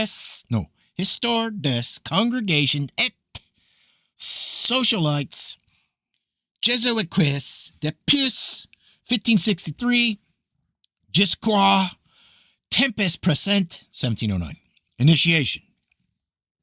From this, as well as other works, we gather some of the ceremonies with which aspirants were initiated into the order, having in nearly all Roman Catholic countries succeeded in becoming the educators of the young. They were able to mold the youthful mind according to their secret aims. If then, after a number of years, they detected in the pupil a blind and fanatic faith conjoined with exalted pietism and an indomitable courage, they proceeded to initiate him. In the opposite case, they excluded him. The proofs lasted 24 hours, for which the candidate was prepared by long and severe fasting, which, by prostrating his bodily strength, inflamed his fancy, and just before the trial a powerful drink was administered to him. Then the mystic scene began. Diabolical apparitions, evocation of the dead, representations of the flames of hell, skeletons, moving skulls, artificial thunder and lightning. In fact, the whole paraphernalia and apparatus of the ancient mysteries. If the neophyte, who was closely watched, showed fear or terror, he remained forever in the inferior degree. But if he bore the proof well, he was advanced to a higher grade. Hold on.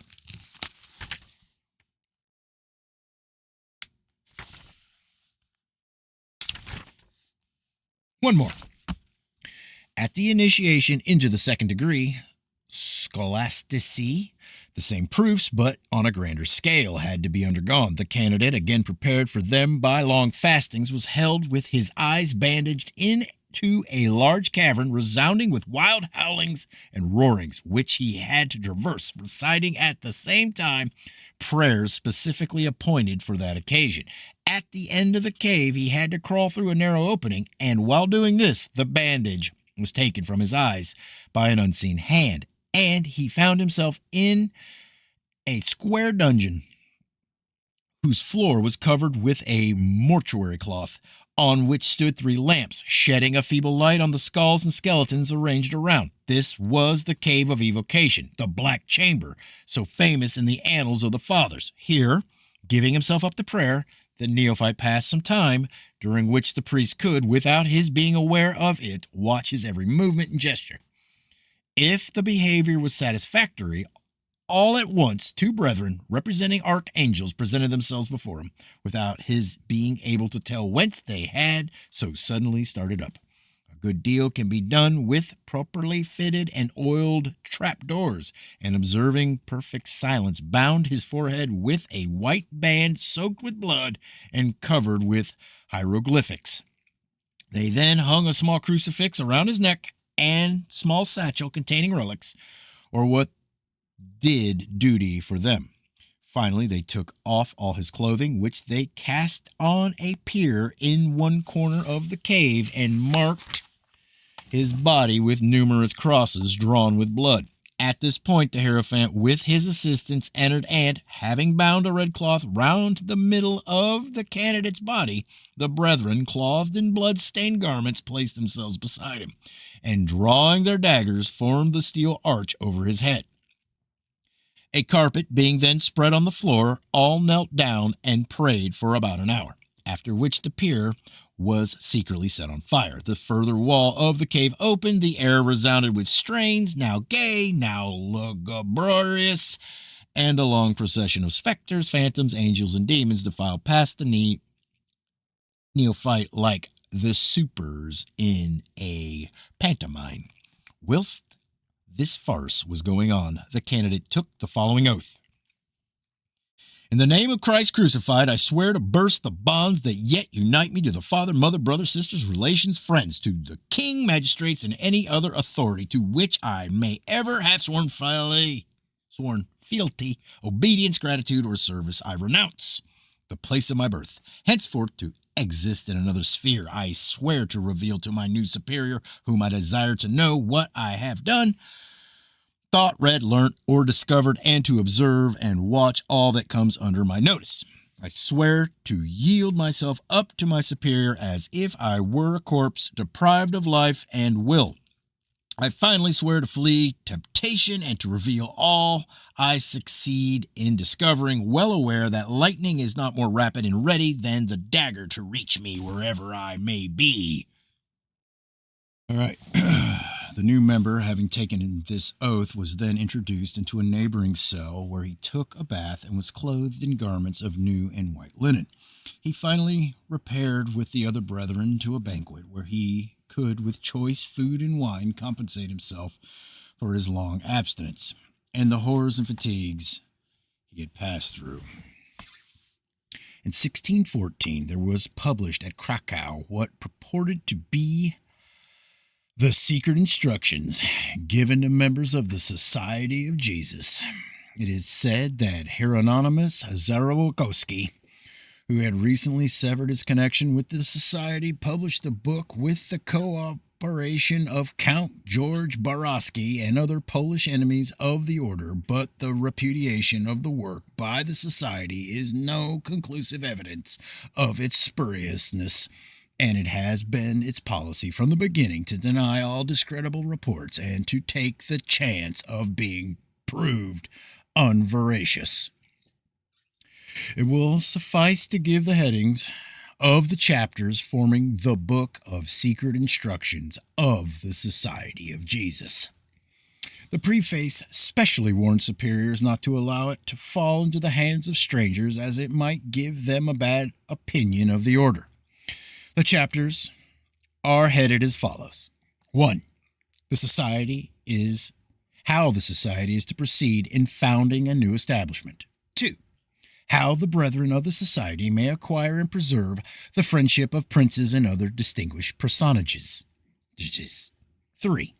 How the society is to conduct itself towards those who possess great influence in the estate, and who, though they are not rich, may yet be of service to others. 4. Hints to preachers and confessors of kings and great personages. 5. What conduct to observe towards the clergy and other religious orders. 6. How to win over rich widows. 7. How to hold fast widows and dispose of their property. 8. How to introduce the children of widows to adopt a life of religious seclusion. 9. How of the increase of college revenues. 10. Of the private rigor of discipline to be observed by the society. 11. How ours shall conduct themselves towards those that have been dismissed from the society. 12. Whom to keep and make much of in the society. 13. How to select young people for admission into the society and how to keep them there. 14. Of reserved classes and reasons for dismissing from the society. 15. How to behave towards nuns and devout women. 16. How to pretend contempt for riches. 17. General means for advancing the interests of the society. The intermeddling of the society in the affairs, political, ecclesiastical, and civil of many countries is related to numerous works and repeatedly produced the suppression and expulsion of the order, though it constantly reappeared with new names. In 1716, the French army was infested with Jesuitical and anti-Jesuitical societies. The Parliament of Paris suppressed them in 1762. They were abolished by papal bull in 1773 at the demand of France, Spain, Portugal, Parma, Naples, and Austria. They are, however, still to be found every here, and they hold considerable property in England. A modern writer justly calls them the Black International.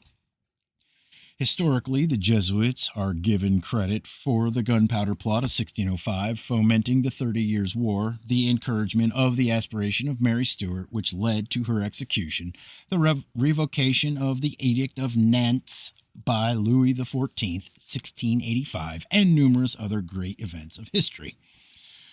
The San Fedeschi d'Este was founded at the epoch of the suppression of the Jesuits for the defense of religion, the privileges and jurisdiction of Rome, and the temporal power of the popes. The successors were the Caledari, referred to in chapter, looks like 40. The generals of the Jesuits have been as follows. And I am not reading that because that's just a bunch of dead old motherfuckers. So you have to buy the book to get it. All right. Chapter 36. The Defenders. Roman Catholic. Founded 1526. The Irish Catholic organization, similar to that of the Spanish Gorduna, was founded in 1562. Did I say 26? 1562, 1562 by Roger Moore, behind whom were French and Spanish Jesuits. According to Captain Pollard, author of The Secret Societies of Ireland, the nominal function of the Defenders was the protection of the fugitive priests during the period of proscription and the holding of the passes while Mass was celebrated in some mountain glen. The enemies of the faith being the Protestants, and the Protestants standing for the constitutional authority of Britain, the Defenders soon became a criminal association of lawbreakers and banditti. In 1641, they rose and massacred many Protestants, but were duly crushed by Cromwell in 1649. The Irish Catholic element was already opposed by the Roman Catholic Archbishop Plunkett, of whom Captain Pollard writes, Archbishop Oliver Plunkett, Roman Catholic primate of Ireland, who had attempted to put down the criminal association of Defenders in the south of Ireland, was accused by the infamous Oates and his trial at Westminster, certainly of these Irish priests who had been censured by him, give false evidence against him. The archbishop, though innocent, was, through the false evidence of these members of the secret society, sentenced and duly hanged at Tyburn. All right. Associations of the 17th Century. Chapter 37, Ancient Order of Hibernians, Roman Catholic, founded 1641. In the Secret Societies of Ireland, Captain Pollard writes that, founded in 1641, the notorious modern society known as the Ancient Order of Hibernians is the direct successor of the original Society of Defenders. In common with its ancestor, it attempts to enable the clerics to exercise control in politics. It claims in its own official history, published in 1910, to be the oldest secret society in Ireland. Independent researches show that the claim is sound and that the present AOH is the descendant of certain criminal organizations of the past. The open admission of this chain of descent by its own historian is important. American sources trace the AOH to 1565, but the date 1641 is that more commonly accepted. The Jesuit influence in the development of the Defenders was reinforced, and their ceremonies and symbolism slowly changed to an elementary ritual closely modeled on that of the ceremony of initiation to the Society of Jesus of that period. This ritual has descended with many accretions and modernizations to the present time, and the American branch of the Ancient Order of Hibernians, misled by it, traces its origin back not to 1641 and the Guadalnara, but to 1563 and the foundation of the Society of Jesus. The AOH of America is powerfully organized and has over 6,000 lodges, and it is said by Heckerthorn to be divided into 2 degrees. In the first, no oath is exacted and no real secret communicated. The second or inner degree is confined to officials who receive their passwords and signs from the Board of Erin in Ireland, who send an emissary every 3 months. In 1878, the American order split into 2 groups. Shortly afterwards, the Irish followed suit. In America, the breach was later healed, but in Ireland, it continued until 1902, when a conference was called and both parties agreed to work under a joint board of control representing both sections. This board was termed the AOH Board of Erin. Another split, occurring in 1905, lasted 2 years. 10 years ago, the real AOH of Ireland represented a powerful nationalist weapon, hostile to the forces of extremism and devoted to the Irish Parliamentaries Party. But the Board of Erin AOH was revolutionary.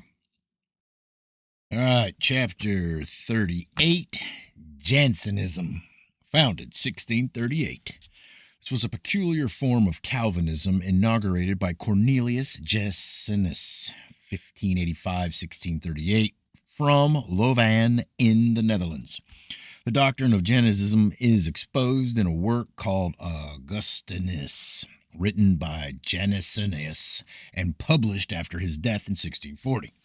According to Jansenus, this theory of predestination, man was either saved or damned according to God's own will, regardless of his merits or demerits. From the Low Countries, Jansenism penetrated into France, and its chief center was in the Port Royal Abbey near Paris. It was de Verger de Herain, who had been a great friend of Jansenus during their student days, who, as abbot of Saint Cyran, introduced Jansenism into Port Royal. Antonin Arnauld was the leader of the Janus and was followed by Pasquier Quesnel. Many great minds of the 17th century were Janists. Among them, Lemaitre de Sacy, Blaise Pascal, Lancelot, Nicole, and Fontaine, Secretary of State of Louis XV. Janism, which has undergone severe treatment in France under Louis XIV, revived under the Regency in 1715 and found supporters among the learned and the high clergy against the policy of the Pope. It is during this period that among the Janus sectarians there arose the strange occurrences practiced by what is known by the convulsionaries of St. Merdard. The Janus party was very rich thanks to the Boyot A. Perret's box. This was a special fund whence Janism took out all the money for its political and other needs. It had taken its name from the servant of Mr. Nicole, a leading Janist, who had started the fund and confided the care of it to his servant. In 1778, it amounted already to 1,100 liveries, and in 1865 was still very substantial. Modern Janism, which since the 18th century had its chief seat in the Netherlands, principally Utrecht, joined in 1889 the German party of the Old Catholics, founded in 1871, which, supported by Bismarck, had been one of the elements leading him to his Kulturkampf policy against the Catholic Church and institutions. All right, chapter 39. Commissars of the Cévennes, originating in 1688. The Commissars were actually a survival of the Waldenins and the Pastoreaux. Calomel, the authority on mental aberrations, quoted by Madden in Phantasmata, thus describes the characteristics of the Commissariat movement. The prophetic madness of the Commissariats made its appearance in Daphne and Veraris in 1688. It very soon spread itself over a vast number of places and continued without any interruption among the Calvinists for nearly 20 years. It was especially in the course of the year 1689 that the phenomena of theomania excited the greatest astonishment and rose to the height of its violence. The theomaniacs could then be counted by hundreds. Men, women, girls, boys, young children, all of them believed they were inspired and imbued with the breath of the Holy Spirit. The punishment of fire, the rack, the torture of the Pendaison, even the massacres performed by armed troops whose efforts were directed to the extermination of the pretended prophets, the military executions, all the torments that it was possible to invent to repress the violence of this religious fanaticism only augmented the force of the evil which they were employed to abate or suppress.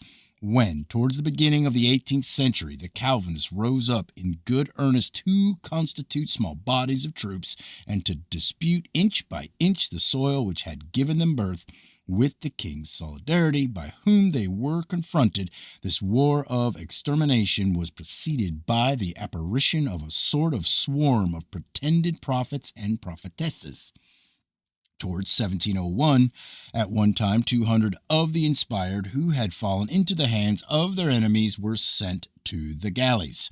The madness of the theomaniacs was less talked of during the years 1703 and 1704 than it had been previously, but it is certain that all the armed bands who contended with the royal troops for those 2 years never took the field except at the instance of some inspired celebrities. And it is certain that the words of those prophets were listened to as if they had emanated from the mouth of the Holy Spirit, that the inspirations of these monomaniacs habitually decided either the life or death of the Catholics who fell into the power of the Protestants, and there was often at that time to be seen the same person fulfilling among the Camisards the functions of a prophet and the functions of a commander. It was not till the year 1704 that the Marechal de Villers had the charge of the command in Languedoc. This Marechal saw, nevertheless, entire cities infested with theomania. It was towards the latter end of 1706 that they, the Camisards, came to England from the mountains of the Cévennes, where their countrymen had for a considerable time maintained a contest with the troops for the persecuting Louis XIV. As exiles for conscience sake, they were treated with respect and kindness, but they soon forfeited all claim to respect by the folly or knavery of their conduct. Of this group, Elias Marion was the prominent figure, the others acting only subordinate parts. He loudly proclaimed that he was the messenger of heaven and was authorized to denounce judgments and to look into futurity. All kinds of arts were employed by Marion and his associates to excite public attention. Sudden droppings down as through death struck, sighs and groans, and then shrieks and vociferations. What is that word? Vociferations on recovering. Broken sentences uttered in unearthly tones, violent contortions, and desperate strugglings with the spirit, followed by submission and repentance, were all brought into play. The number of the believers in their power soon became considerable.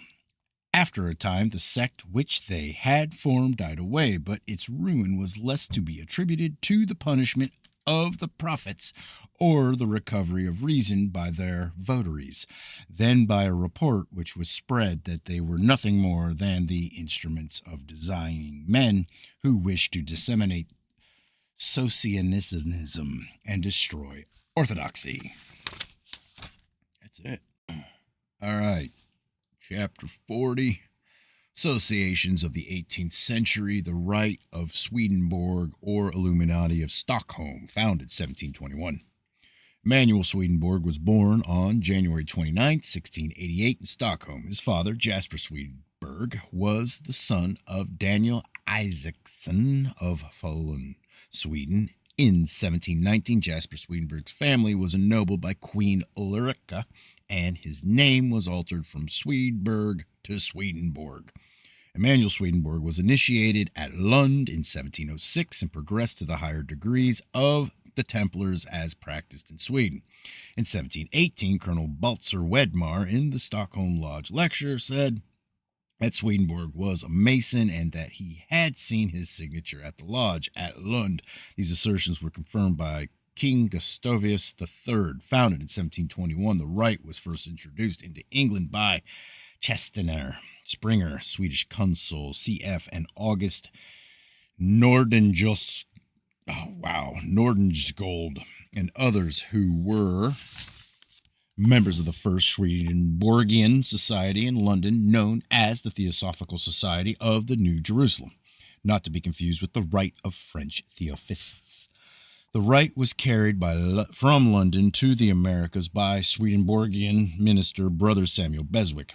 He lived at Strathroy, Canada, and was the author of a work upon the Swedenborgian rite. This rite, called the Illuminati of Stockholm, was well known until the middle of the 18th century when it amalgamated with that of Zinzendorf. What is properly known as the Rite of Swedenborg was another modification of the Order of the Illuminati of Avignon, affected by the Marquis de Thome in 1783, wherein he endeavored to restore the true meaning of the doctrine of the Swedish mystic. Chapter 41. Supreme Council and Grand Orient of France, founded in 1725, Sovereign Grand Commander, Supreme Council, 1929, M. René Raymond. Freemasonry was introduced in France in about 1730, some say 1725. Its implementation bore a singular character due to the time of exile spent in France by Queen Henrietta, widow of Charles I, 1649.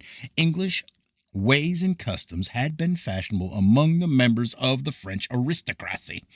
The exiled English royal family and their adherents, warmly welcomed by the Jesuits, and France plotted in secret to regain the throne from Charles II. Later, when the Catholic King James II was overthrown in 1688, he found refuge in France, and his son, the Pretender, and later his grandson, Charles Edward, headed numerous plots fomented to enable them to regain their father's and grandfather's throne from William of Orange. Meanwhile, Masonry had been instituted in England 1717 and introduced in France in 1730.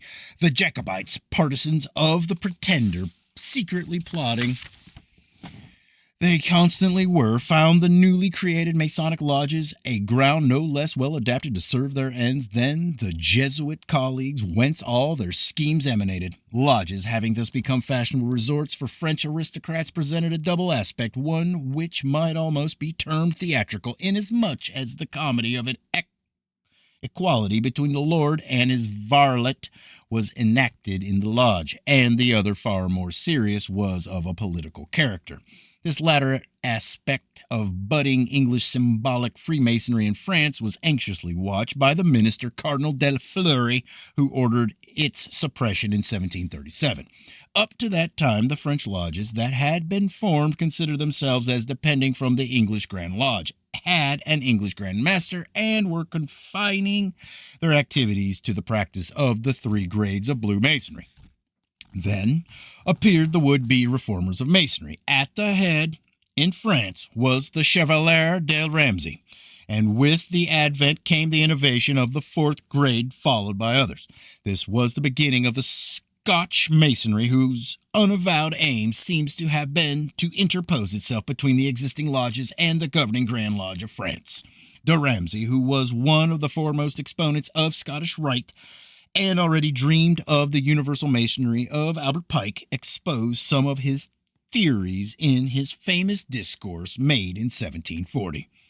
By that time, the Grand Lodge of France, known as the Grand English Lodge of France, was no longer headed by an English Grand Master, but by the Duc d'Antin, who was succeeded by Louis, Prince of de Born, Comte de Clermont, who held the office of Grand Master from 1743 until 1771. During his Grand Mastership in 1754, the name chapter of Clermont was given to what might be called an offshoot of the primitive French Masonry, on which latter the Chevalier de Bonneville grafted some additional degrees.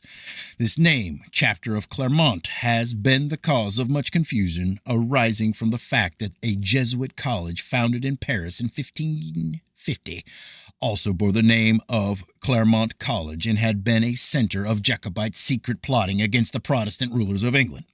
This grafting of higher degrees on those symbolic or blue masonry gave Scotch masonry its vitality and strength, and a continual superposition and absorption of one rite to and by another took place. The period during the Grand Mastership of the Comte de Clermont was eventful for the craft. The Masonic writer William H. Peckham, in his work on Scottish rites, gives a succinct but clear sequence of some of the changes undergone by Masonry in France, mentioning theory by Leblanc, de Macarnoy, Ragon, and Clavel as his sources. Thus we learn that the English Grand Lodge of France became the Grand Lodge du Royaume in 1756 and declared itself independent. Further, that an inner body known as the Supreme Council of the Emperors of the East and West had been founded in 1754 by the Chevalier de Bonneville. It had its chamber in the Grand Lodge of France and likewise was under the authority of the Grand Master, Comte de Clermont, whose substitute Calion de Joinville was also that of the council. The Supreme Council of the Emperors of the East and West practiced 25 degrees. As to the disorders in the bosom of Masonry, they are attributed to the negligence of the Comte de Clermont, who in 1744 had ceased to take much interest in the lodges and delegated his authority to 2 appointees, one a banker named Barre and the other a dancing master by the name of Lacorne, who sold charters and degrees. The latter caused a scission in the Grand Lodge, whose members rejected him, and he formed an independent Grand Lodge. Both these Grand Lodges, as also the Council of Emperors of the East and West, constituted lodges and granted charters throughout the kingdom. But in 1772, the council united again with the primitive Grand Lodge as of yore, and becoming one body that practiced the rite of perfection of 25 degrees. At that time, the Grand Master was the Duc de Chartres, later Philip Eglette, Duc d'Orleans, who had succeeded the Comte de Clermont in 1771. But 10 years previously, on August 29th, 1761, a Jew, Stephen Morin, had obtained a charter from the Council of the Emperors of the East and West and had gone to America as Grand Inspector General. There he founded what is now known as Scottish Bites.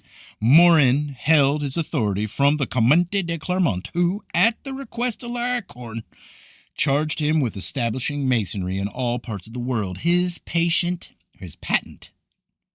was it a patent? Yeah, was signed by Chalin de Joinville, Prince de la Rohan, Laracorn, Savalet de Beaucollet, Tapin, Brest de la Chaussee, Count de Choiseul, Chevalier de Labaracourt, and d'Albertine.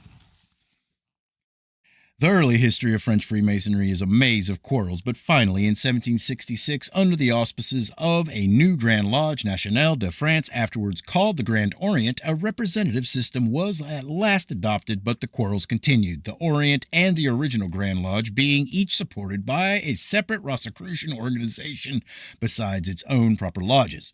In contradiction to other Masonic authorities, Yarker makes the assertion that the primitive Scottish Rite of 33 degrees was established at Namur in 1770 by Marcotte and in 1787 united with the Grand Orient.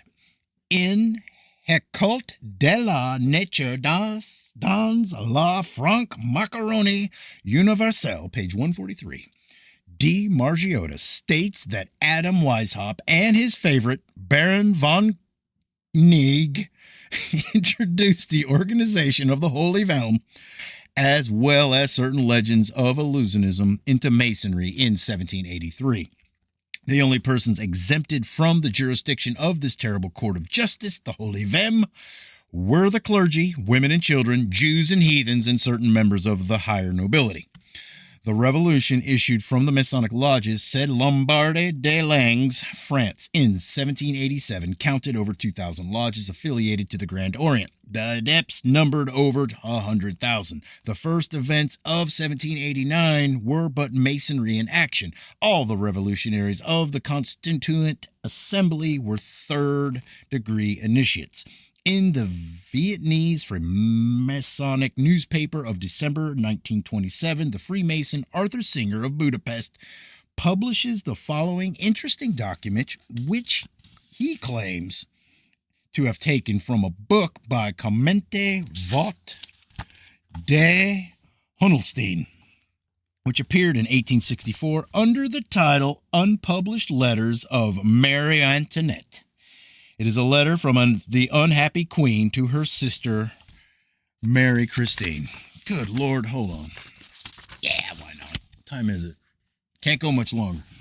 Translation. I believe that as far as France is concerned, you worry too much about Freemasonry. Here it is far from having the significance that it may have elsewhere in Europe. Here everything is open and one knows all. Then, where could the danger be? One might well be worried if it were a question of a political secret society, but on the contrary, the government lets it spread, and it is only that which it seems an association, the objects of which are union and charity. One dines, one sings, one talks, which has given the king occasion to say that people who drink and sing are not suspect of organizing plots. Nor is it a society of atheists, for we are told God is on the lips of all. They are very charitable. They bring up the children of the poor and dead members. They endow their daughters. What harm is there in all that? A short time ago, the Princess de Lamballe was named Grand Mistress of a lodge. She told me all the charming things they said to her. Many glasses were emptied, many verses sung. Then 2 good young maidens were endowed, admitted. One can do good without all that fuss, but one must let everyone act according to their wishes, the more so when good only results. The letter sounds as if it had been written yesterday by one of our good English Masons concerning English Freemasonry. Masonry in France became dormant during the French Revolution, but in 1799 a national union was effected by the Roters. No sooner, however, was this done, and the statutes, originally based on the English Constitution institutions thoroughly revived, then French Masonry again suffered from an invasion of mysticism, first in the form of the Scottish philosophic rite, including such profundities as the luminous ring and the white and black eagle, and secondly in the American ancient and accepted Scottish rite of 33rd degrees, which the charlatan de Grace Tilly expounded with great success, but which in 1804 was amalgamated with the Grand Orient, the great Marshals Massena and Kellerman being the leading members of the two bodies. The union did not last, as Napoleon disliked the constitution of the Supreme Council, which was largely influenced by the aristocracy. His brother Joseph, assisted by Murat and Cambacérès, was allowed to take office in the older organization. During the reactionary Catholic policy of the Grand Master Murat the Younger, 1852 to 62, the liberties of the Orient were greatly interfered with and its funds almost exhausted. Since then, it has slowly recovered. Murat was succeeded by General Magnan, who had been appointed by Napoleon III to group all Masonic bodies into one. This he succeeded in doing in 1862 with the exception of Scottish rites, then under Jean-Baptiste Venet, which still held aloof. In 1868, the Supreme Council of Scottish Rites and the Alliance Israelite Universal became merged in the person of the Jew Alphonse Crémieux, who was president of both. We must not omit to mention that Crémieux was also a member of the Rite of Mizram, which in 1862 was absorbed by the Grand Orient of France. On attaining the 18th degree, a Grand Orient Mason automatically becomes a member of the Alliance Israelite Universelle. The Grand Orient ceased to require belief in a personal God as a test of membership in the year 1877. From the political movements, the origins of which can be traced to the influence of the Grand Orient de France, one is forced to believe it to be a political organization. The following quotations from the speech made by Domenico Angahara, Grand Master of the Supreme Council of Scottish Rites, when conferring on General Giuseppe Garibaldi the 33rd degree and administering his oath of allegiance, are here of interest in view of the connection of the two Masonic powers in France. Translation. Our first step as builders of the new temple to the felicity of human glory must be destruction. To destroy the present social state, we have suppressed religious teachings and the individual rights of persons. As we have overthrown the temporal power of the Pope, our most terrible and infamous enemy, by means of France and Italy, we must now break France, the strongest prop of the spiritual power. That we must do with the help of our own power and that of Germany. The speech was made before the Franco-Prussian War in 1870. Brother, thou hast finished thy instruction as chief of Freemasonry. Pronounce thy supreme oath. I swear to recognize no fatherland but that of the world. I swear to work hard, everywhere and always, to destroy frontiers, borders, boundaries of all nations, of all industries, no less than of all families. I swear to dedicate my life to the triumph of progress and universal unity, and I declare to profess the negation of God and the negation of the soul. And now, brother, that for thee fatherland, religion, and family have disappeared forever in the immensity of the work of Freemasonry. Come to us, illustrious, most puissant, and very dear brother, and share with us the boundless authority, the infinite power that we hold over humanity. Ouch. The only key of progress and happiness, the only rules of good are thy appetites and instincts. Let's see, for the esoteric explanation of the Masonic motto, Dus, Memque, Jus, and the Masonic three dots. See chapter somehow. On the 4th September 1870, the Second Empire fell at the Battle of Sedan. The International and Freemasonry seized power, calling their government the Government of National Defense. And that same day, the hand-picked Ministry of Freemasonry was constituted with Leon Gambetta as Minister of the Interior. Its 11 members, all deputies of Paris, had, according to him, been acclaimed by the people. They were Emmanuel Argot, Crémieux, Jules Favre, Ferry, Gambetta, Garnier Pages, Glass-Bizon, Peloton, Picard, Roquefort, Jules Simon. 9 of them at least were Freemasons, 3 were Jews, Cremeux, Glass-Bizon, and Gambetta. The mayor of Paris and 10 Argot nominated 20 other mayors to provincial posts, 12 of whom were prominent Freemasons, the others being merely non-entities. The 4th of September was the nominal proclamation of the Republic, but that date marked the actual seizure of power in France by Freemasonry, just as the 20th of September of the same year marked its seizure of power in Italy. Then came the Commune, famous through history for its revival of the atrocities of the French Revolution in 1793. Slaughter, ruin, torture, all again perpetuated in the name of the people who mutely suffered and died, that the men of destiny might rule upon the earth. All right, chapter 42, The Convulsionaries of Saint Medard. Founded 1731. Saint Medard was the name of a cemetery in Paris wherein was the tomb of a famous Jansenist, the deacon Francois de Paris, and it was said that miracles of all descriptions took place there. The first recorded case of convulsions in the Saint Medard Cemetery occurred in August 1731. On this subject, Madden tells us the following. The tomb of the deacon Francois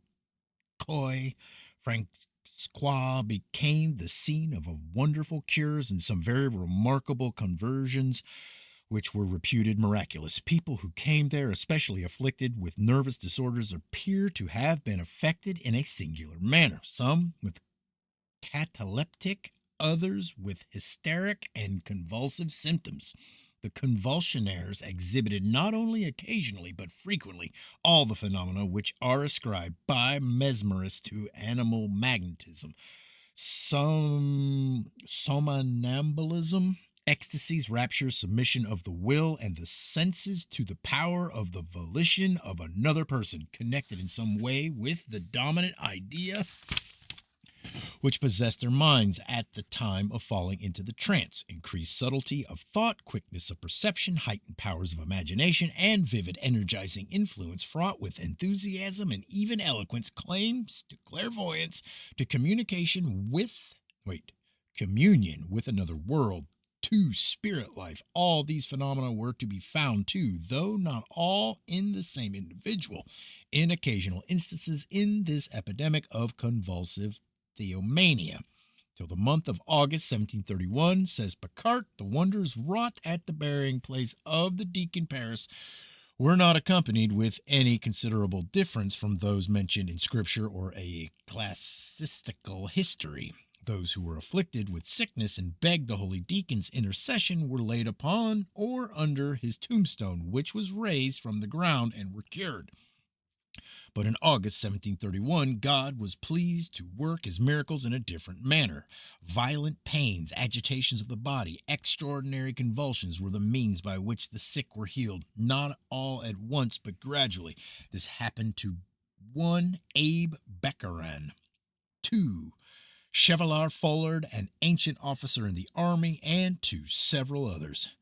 The number of people afflicted with convulsions increased so fast, and consequences of the meetings at the tomb appeared or were represented to the king so dangerous that on the 27th of January 1732 he issued an order to shut up the little churchyard belonging to St. Medard's parish, where M. de Paris was buried, and to open it up only when necessary for burials.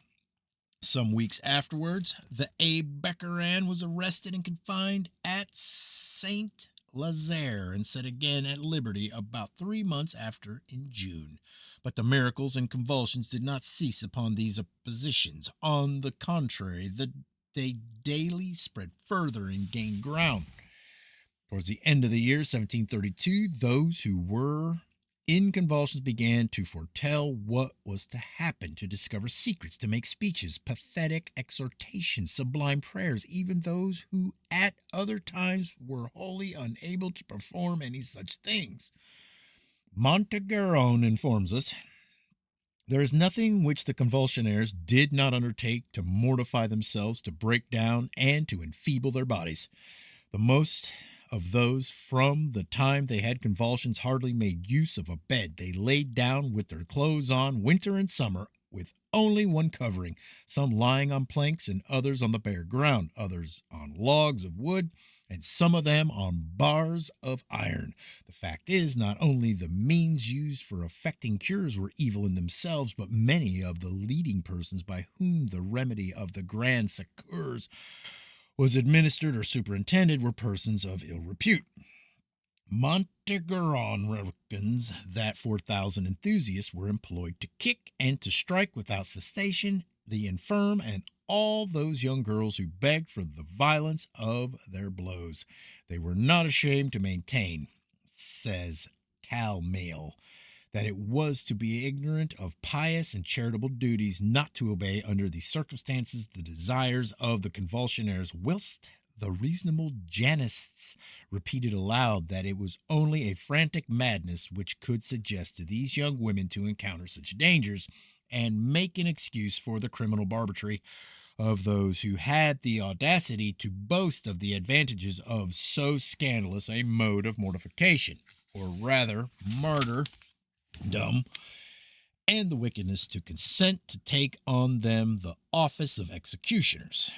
An observer has recounted that a young girl named Janine Muller had insisted upon their administering to her as many as 100 blows with an iron and the stomach, and that a brother who had one day given her 60 had caused a breach in a wall at the 25th blow, and then went on repeating the same violence on her person which had been previously inflicted upon her.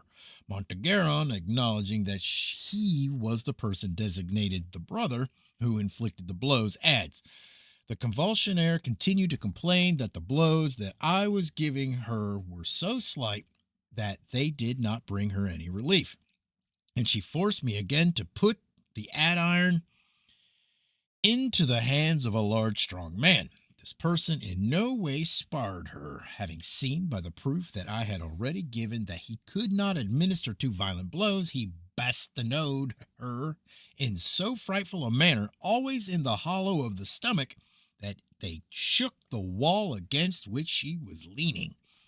The convulsionaire made them immediately give her, with all their force, the 100 lashes that she had already asked for, counting as nothing those 60 which I had already given her." A physician, hearing an account of these things, maintained that they could not be true, as according to him it was physically impossible. He objected, amongst other things, that the flexibility and the softness of the skin and flesh, and all the other fibrous parts of which the skin and the flesh are essentially composed, are incompatible with a force and resistance so extraordinary. They allowed him to make an anatomical demonstration, to set forth all his proofs, and in the end, for reply, they said to him, "Come and verify the facts." He hastened to do so, and at the very sight he was struck with astonishment. Scarcely believing his eyes, he begs to administer himself the succours. They immediately put into his hands the iron instruments, the strongest and the fittest to beat effectually. He spared nothing. He struck with the greatest violence. He thrust into the flesh the instrument with which he was armed. He made it penetrate beyond the surface, notwithstanding which the convulsionaire laughed at all his vain efforts. All the blows which he gave her only served to do her good, without leaving the slightest impression, the least trace, or any vestige whatever, not only in the flesh, but even on the skin itself. Among other duly attested cases of torture in which the convulsionaires submitted, the most astonishing are those of crucifixion and burning. Like the fakirs of India, these people seem to have achieved invulnerability and the power to defy nature. Science, so far, has still to find a satisfactory explanation of this phase of phenomena. Hippolyte Blanc, another writer, records the following observations. The girl Sonette, nicknamed the Salamander, was seen to rest in the flames for 36 minutes on one occasion without sustaining any burns. The mania of the convulsionaires broke out at St. Médard in the spring of 1731. The royal order, which caused the cemetery of St. Menard to be closed and the pretended miracles to cease was issued in January 1732. In 1733, the Duc d'Anjou, the infant son of Queen Marie Leczinska and Louis XV, fell a victim to a Jansenist plot which caused his death. In Phantasmata, already quoted, we read further. From 1732 onward, the delirium of theomania began to manifest itself more signally than it had hitherto done, by ecstatic phenomena and cataleptic symptoms, by predictions and pretensions to miraculous operations, in the same way as the Calvinist convulsionaires progressed in their fanaticism in the Cevennes, when they were inferred with by the civil authorities, and many of their chiefs were imprisoned, as those of the Janus of St. Bernard were immured in the Bastille and the Bicêtre. The plea of the pretext of persecution and the consequent assemblage of the convulsionaires of Paris in secret occurred greatly and rapidly to augment the evils which it was intended to prevent by those governmental measures. And those evils were not effectually repressed during the following 10 years, nor were they totally then put a stop to. It was of no avail that in the year 1762 the Grand Secours was forbidden by Act of Parliament. The insanity of the convulsionaires, says Hecker, lasted without interruption until the year 1790. The convulsionaires of St. Médard and the Camisards were only manifestations of Gnosticism such as have existed in the esoteric branches of various sects, religious, and secret societies ever since the days of paganism. Among others can be mentioned the Albigenses, the Moravian Brethren, the Anabaptists, the Baptists, the Quakers, the Waldenists, the Shakers, the Methodists, etc. Their name is legion. Sects rise, sects fall or fade away, but God remains. All right, Chapter 43, the Royal Order of Scotland, founded 1750. The Royal Order of Scotland is composed of 2 degrees, HRDM and RYCS, or those of Heirdom and Rosy Cross. The antiquity and origin of Mother Kilwinning is a favorite theme with Masonic authors, according to whom the degree of Heirdom of Kilwinning was founded in the reign of David I, King of Scotland, and that of Rosy Cross by Robert the Bruce in 1314. Robert Frekegold, however, places the date of the foundation of the Royal Order of Scotland in the middle of the last century and gives us the name of William Mitchell, a Scotsman who obtained his patent and as its founder from the Provincial Grand Master of South Britain on July 22nd, 1750. All right, Chapter 44, the Strict Observance. Founded 1751. I got to fix this light. I'm sorry. I can't turn it up. Nope, that shuts it off. You're just going to bear with me. There. It's still not the right angle. Is that all right? I can't tell. That's too bright now. Hold on.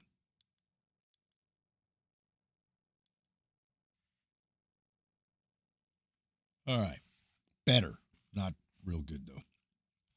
The following main facts concerning the strict observance are mostly gathered from the profusely documented work of R. Lefrostier, who, having made a comprehensive study of the subject, took as one of his chief authorities Nettleblant.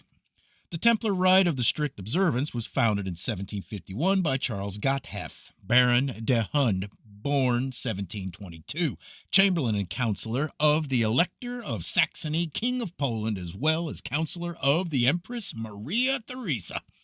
In 1764, the Anglo-Jewish adventurer Lucht, ferociously known as Johnson, as Johnson de Martin Robert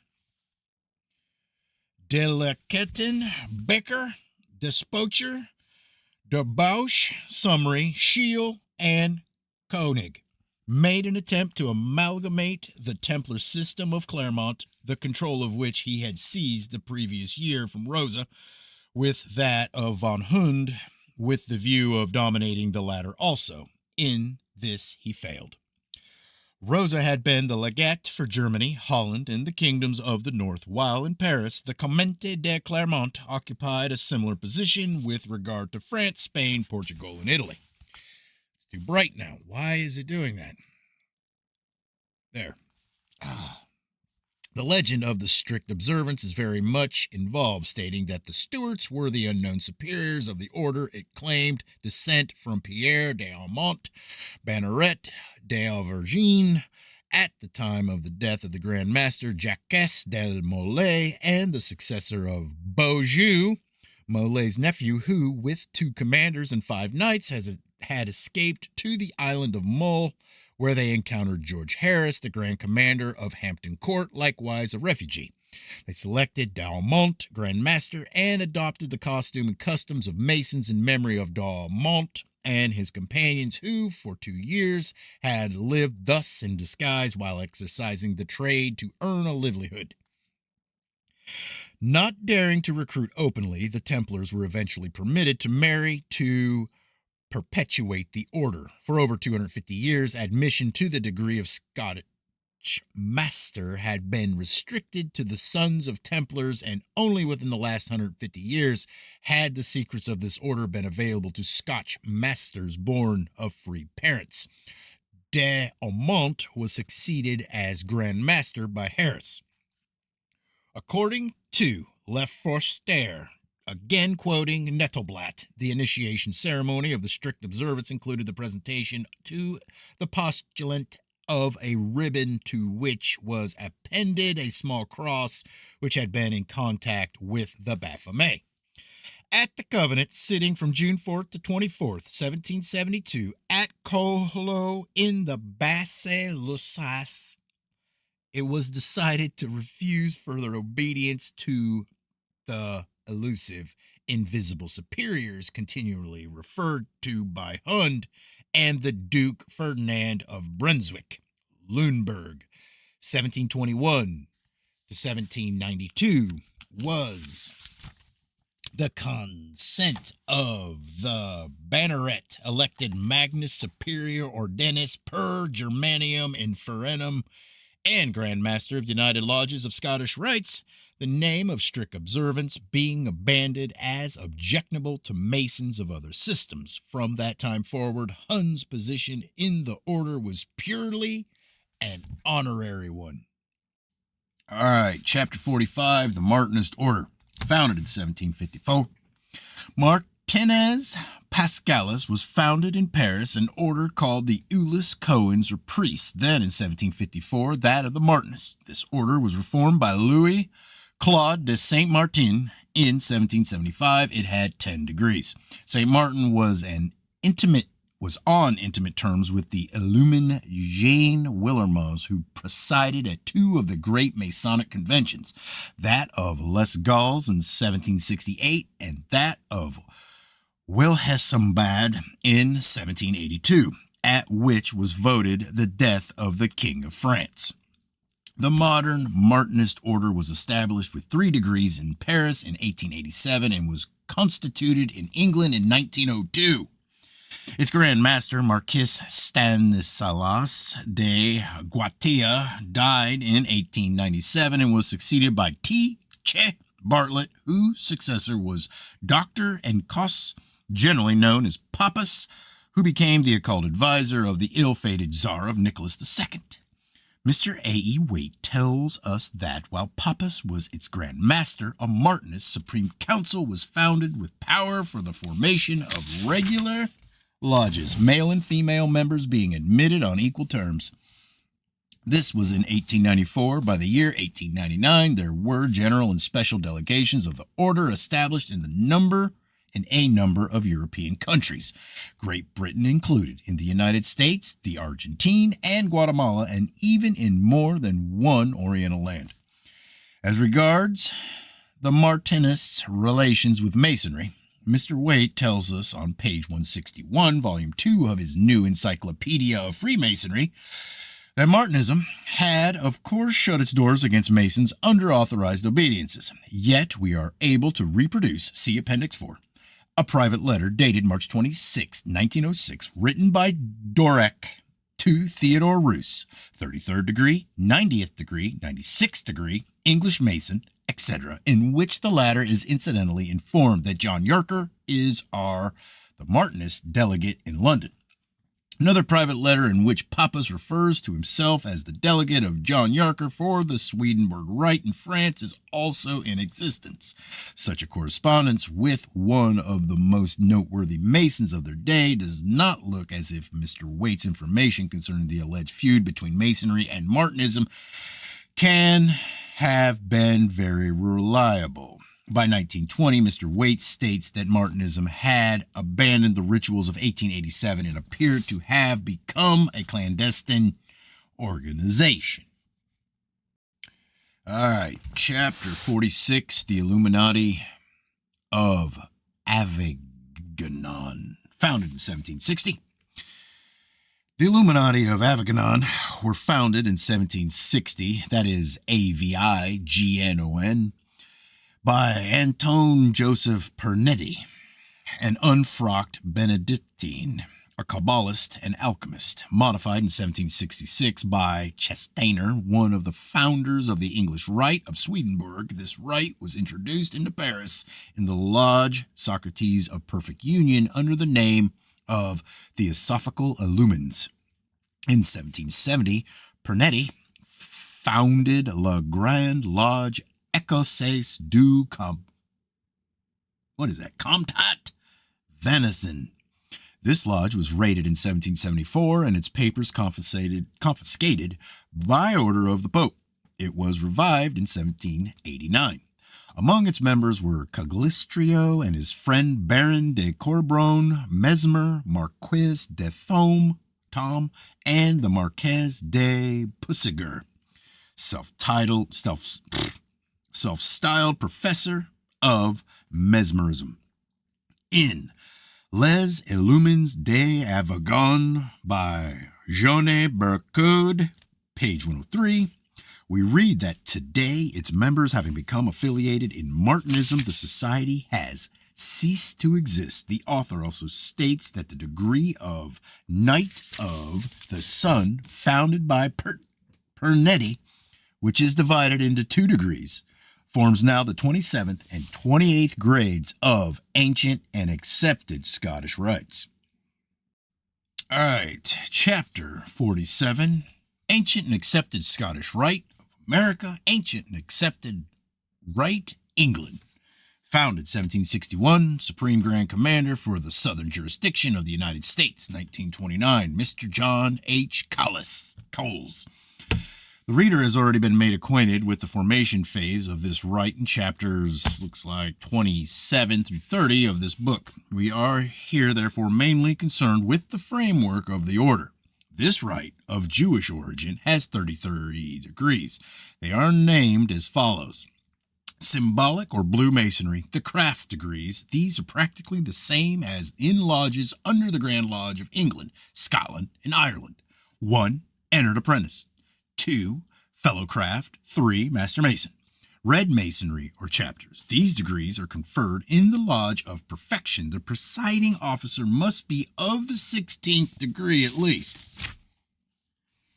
4. Secret master. 5. Perfect master. 6. Intimate secrecy. 7. Provost and judge. 8. Intendant of the buildings. 9. Elected knight of the 9 or elect of 9. 10. Illustrious master elect of 15. 11. Sublime knight-elect. 12. Grand Master Architect. 13. Royal Ark of Enoch, or Knight of the 9th Ark of the Royal Ark, or Royal Ark of Solomon. 14. Scottish Knight of Perfection, or Grand Scottish Knight of the Sacred Vault, or Sublime Mason.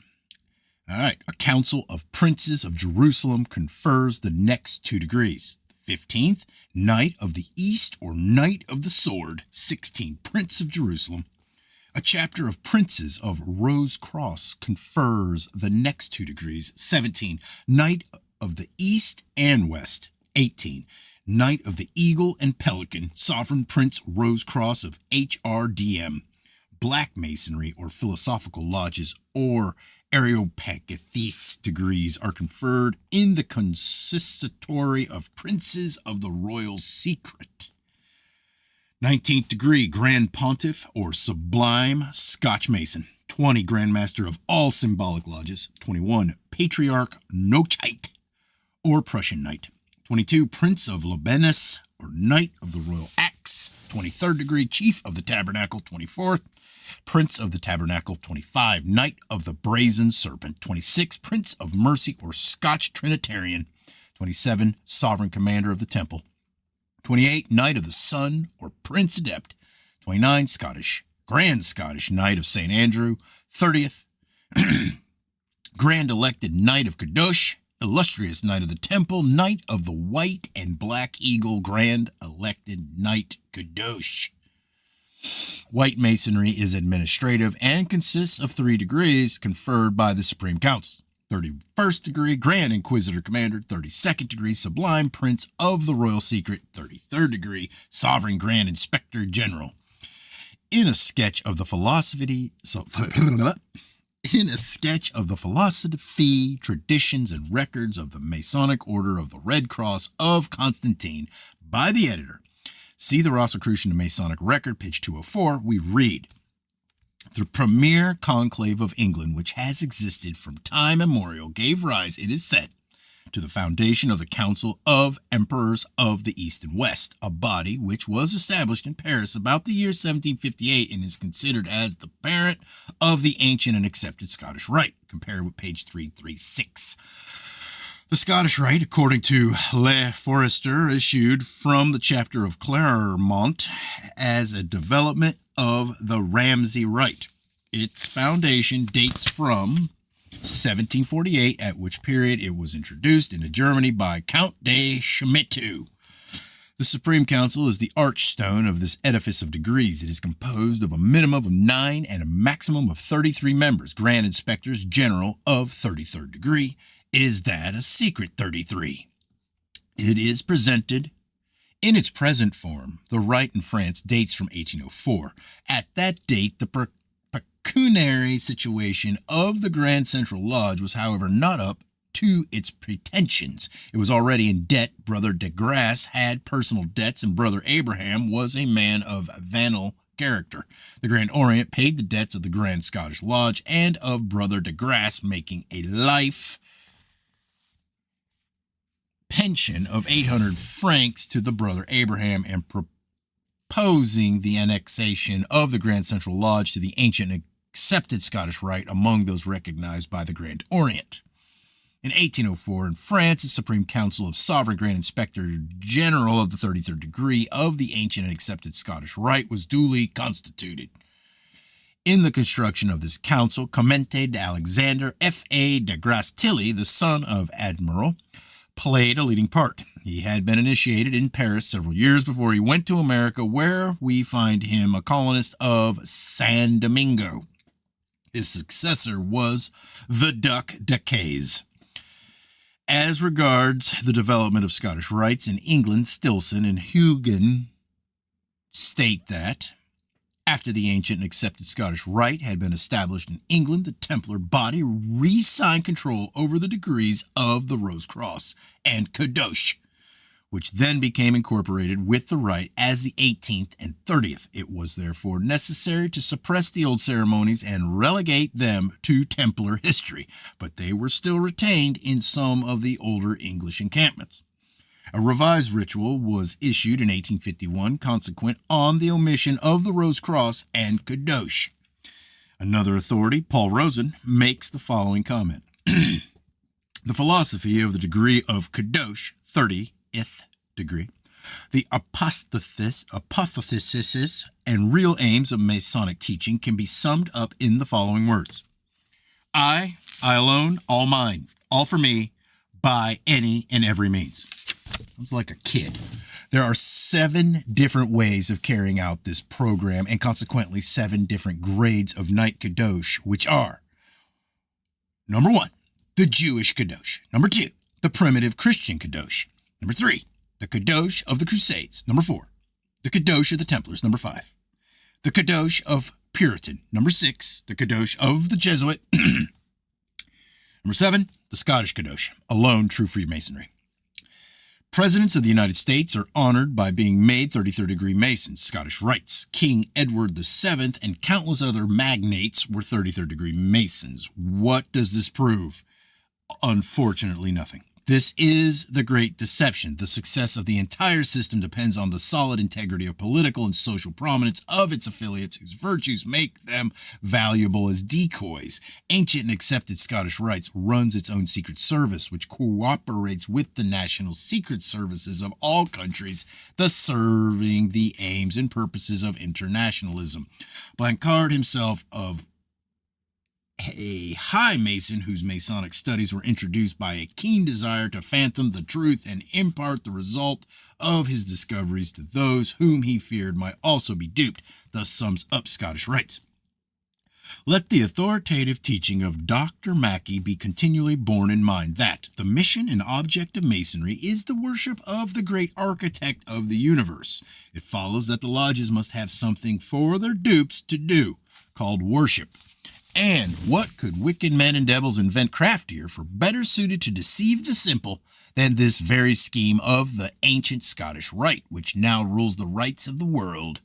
It seizes and appropriates all of religion but its holiness and justice, and all of Christ but his truth and his atonement.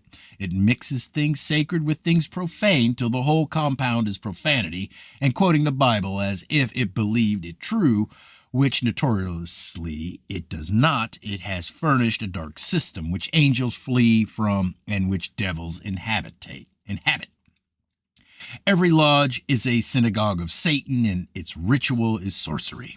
Anyone interested in the rituals, etc., of this rite will find much that is interesting in D. Margiotta's L'Occult de la Nature dans la Franc Macaroni Universal.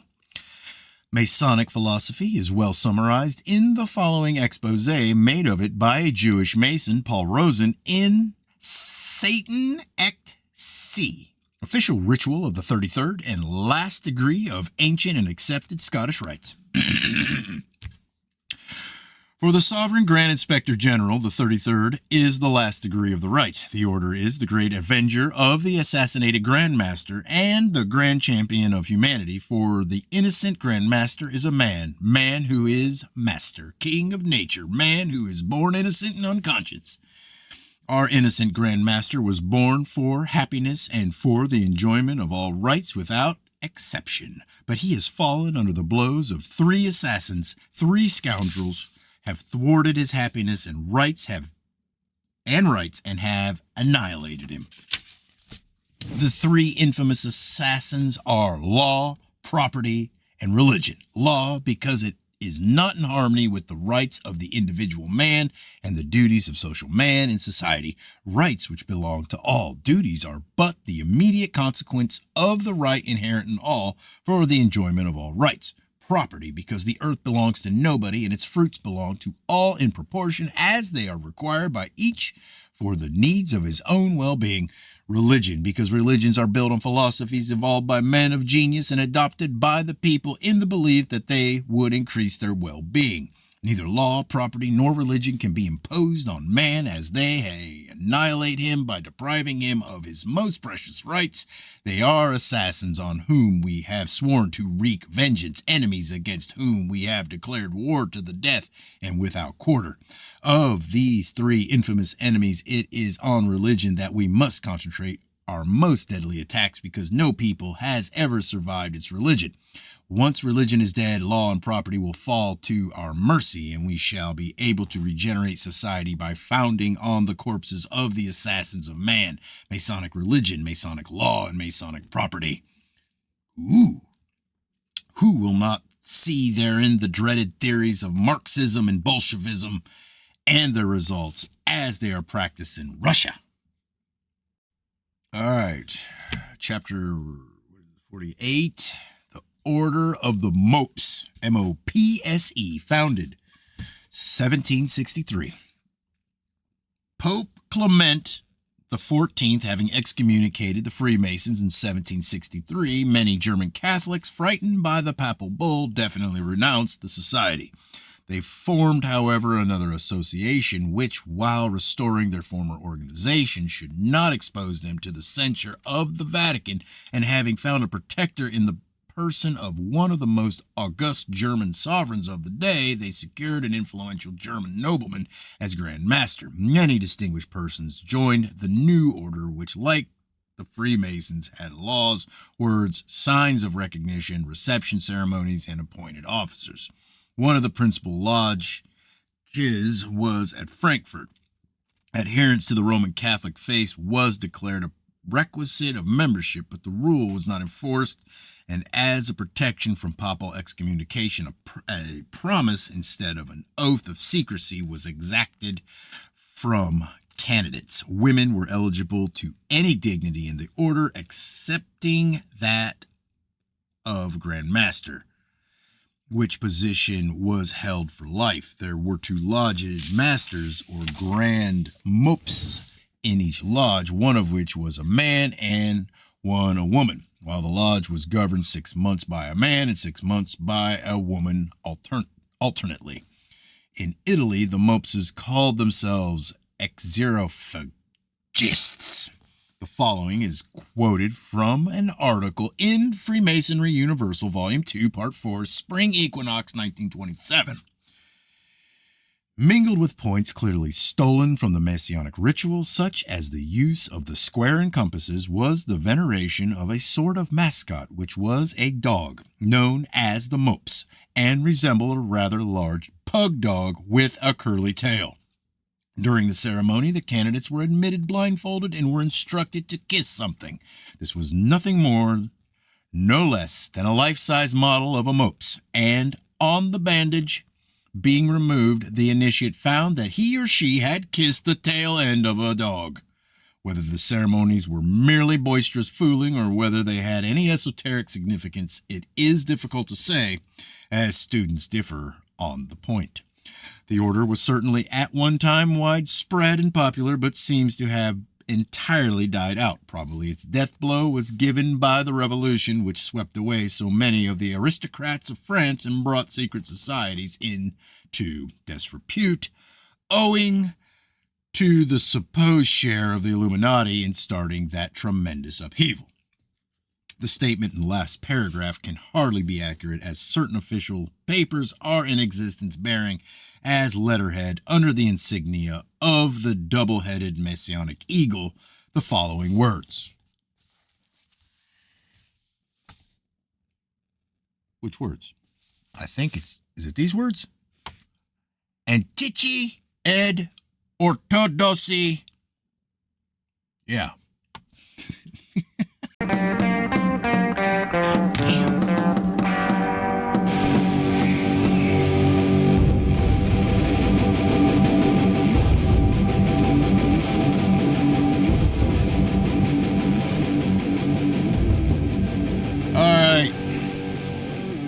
Yeah. Chapter 49, The Rite of Zinzendorf, founded 1766. This rite was founded in 1766 by Zinzendorf, the chief surgeon of the General Staff of Berlin and a knight commander in von Hund's strict observance. Zinzendorf received the rituals and instructions for this order from a Swede named Click-Clack. It's spelled C-K-L-A-C-K. On December 27, 1770, Zinzendorf formed a Grand Lodge in Berlin with the cooperation of 12 lodges which had adopted his opinions. On March 29th of the following year, he demanded a constitution from the Grand Lodge of London. This he finally obtained in 1773 through the influence of Prince Louis George Charles of Hesse-Darmstadt, the Grand Master of the lodges.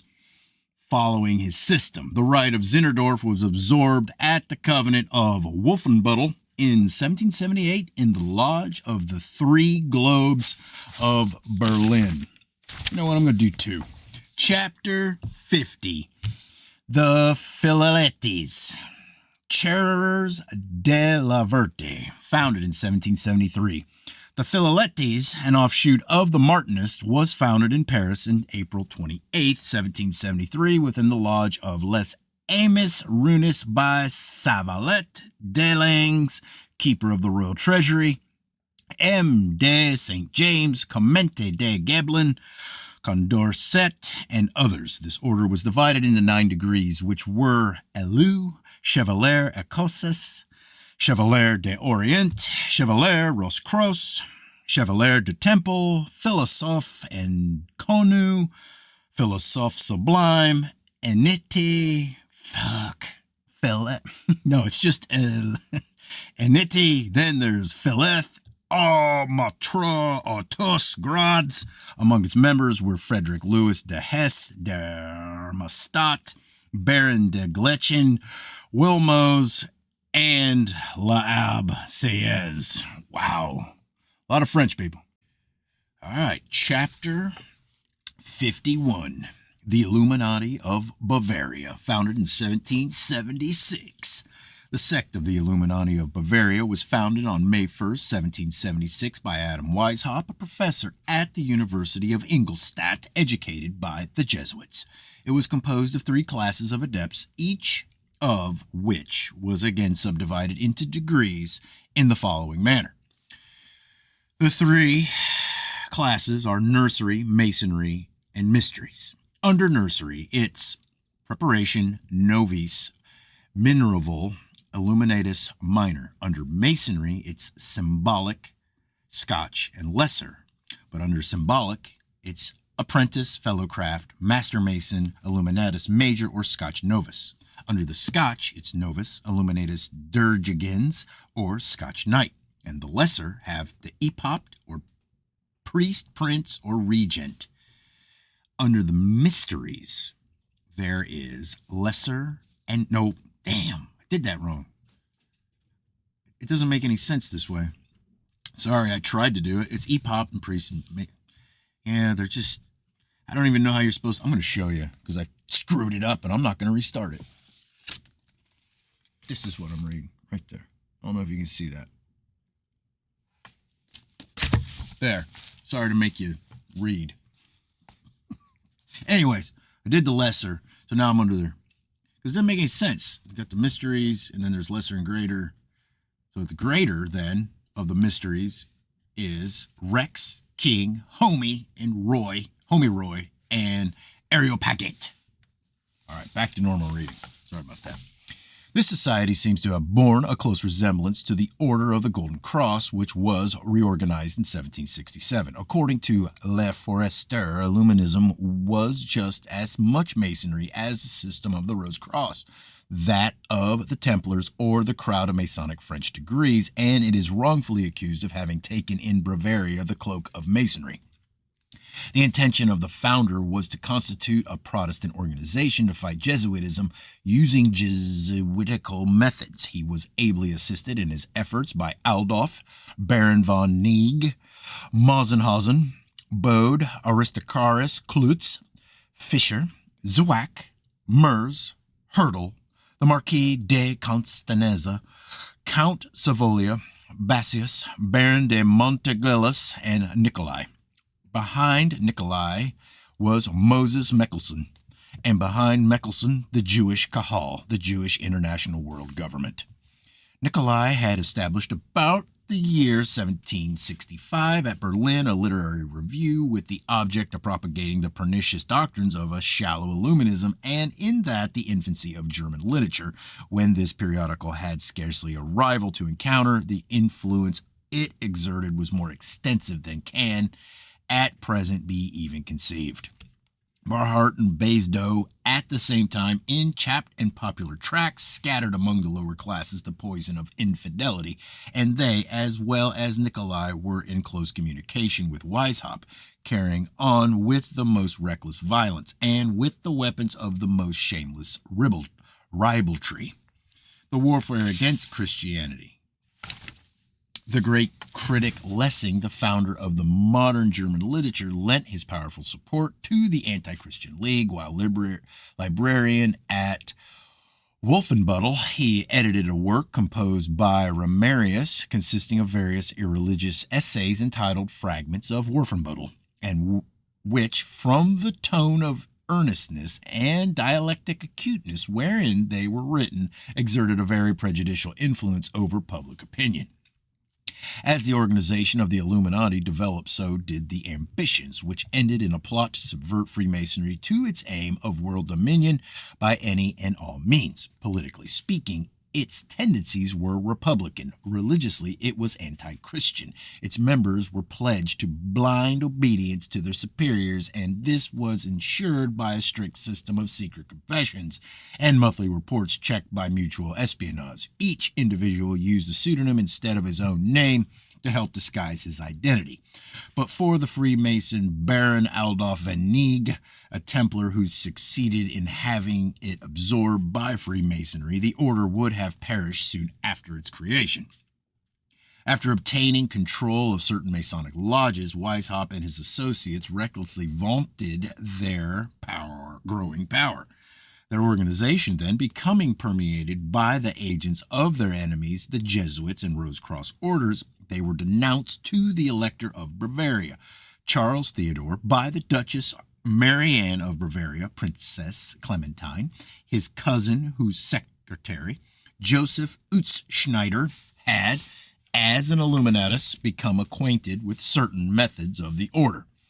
Constanza, who had ordered him to hand over certain letters written by Frederick II to the Duchess Marianne, and suspecting blackmail, instead of complying with the request, he denounced the order. On March 2, 1785, the Elector wrote his second and final edict, suppressing the order of the Illuminati, but it was not until July 10, 1785, that incriminating evidence was obtained on the activities of the sect when one of its members, a priest, Jacob Lang, was struck dead by lightning while walking with Weishaupt at Ratisbon. His body was placed in the chapel of Saint Emmeran, and a Benedictine found some documents and a list of the members of the Illuminati sewn in his clothes.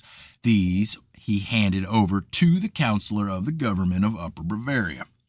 More papers were found when the authorities, who were watching Zwack's relations with a certain Jew, Mayer, the superintendent of Bassus Chateau of Sandersdorf near Ingolstadt, decided to raid the place, and in 1787 the judge charged with the inventory of the succession of the valet of Baron Mandel, the chamberlain of the Elector, found among his efforts an iron box full of papers concerning the Illuminati. This discovery, Mandel himself, an Illuminatus, was summoned to explain. Among the details of his evidence is the statement that the Lodge Badger had 97 degrees. The coincidence of this number becomes of interest when compared with the 97 degrees of Memphis sent to England in 1762 by the Grand Orient of France. When Weishaupt was banished from Bavaria by his sovereign, he was received at the court of the Duke Ernest Louis de Saxe-Gotha, who, besides a pension, gave him the title of honorary counselor. The Marquis of Constanza, his secretary, and Count Savolia, the keeper of the archives of the order, 2 Italian accomplices, were also banished with pensions of 400 and 800 florins respectively.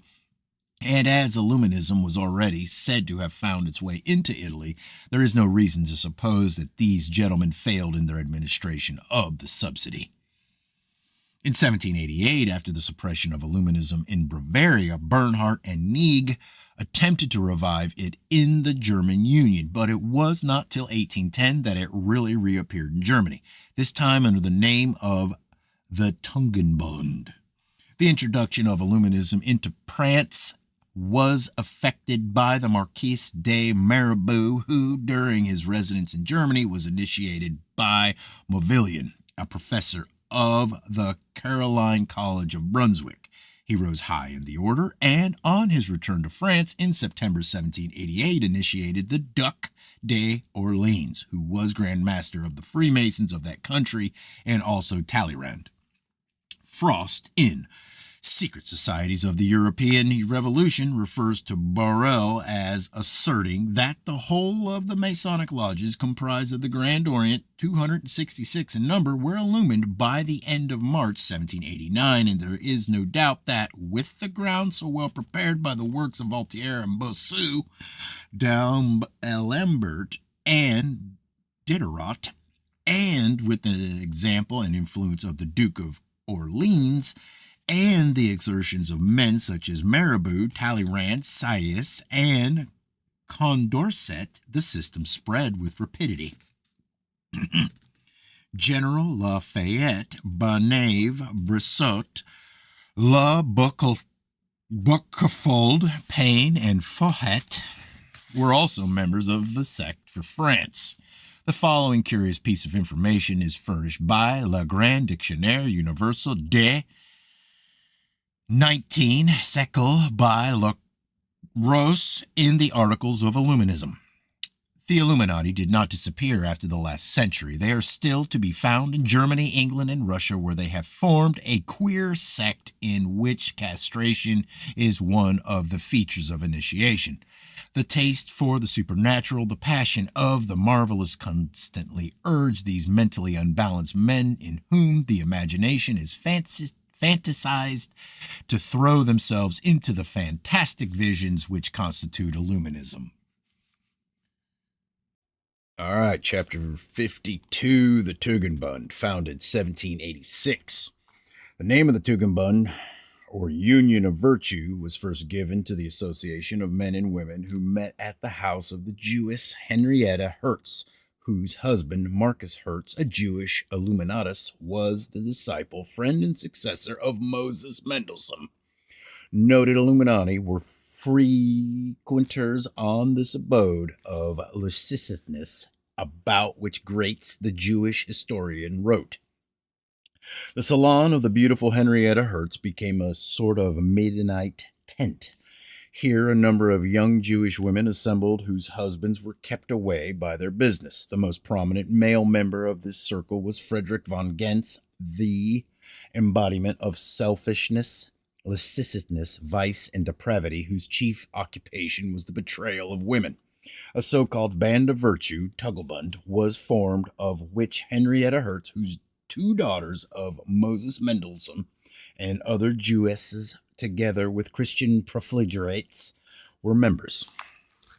He also adds that Mirabeau, in whose mind the storm-charged clouds of the revolution were already forming, and to whom the Jews owed so much during his secret diplomatic embassy, 1786, to Berlin, was more in the society of Henrietta Hertz than in that of her husband.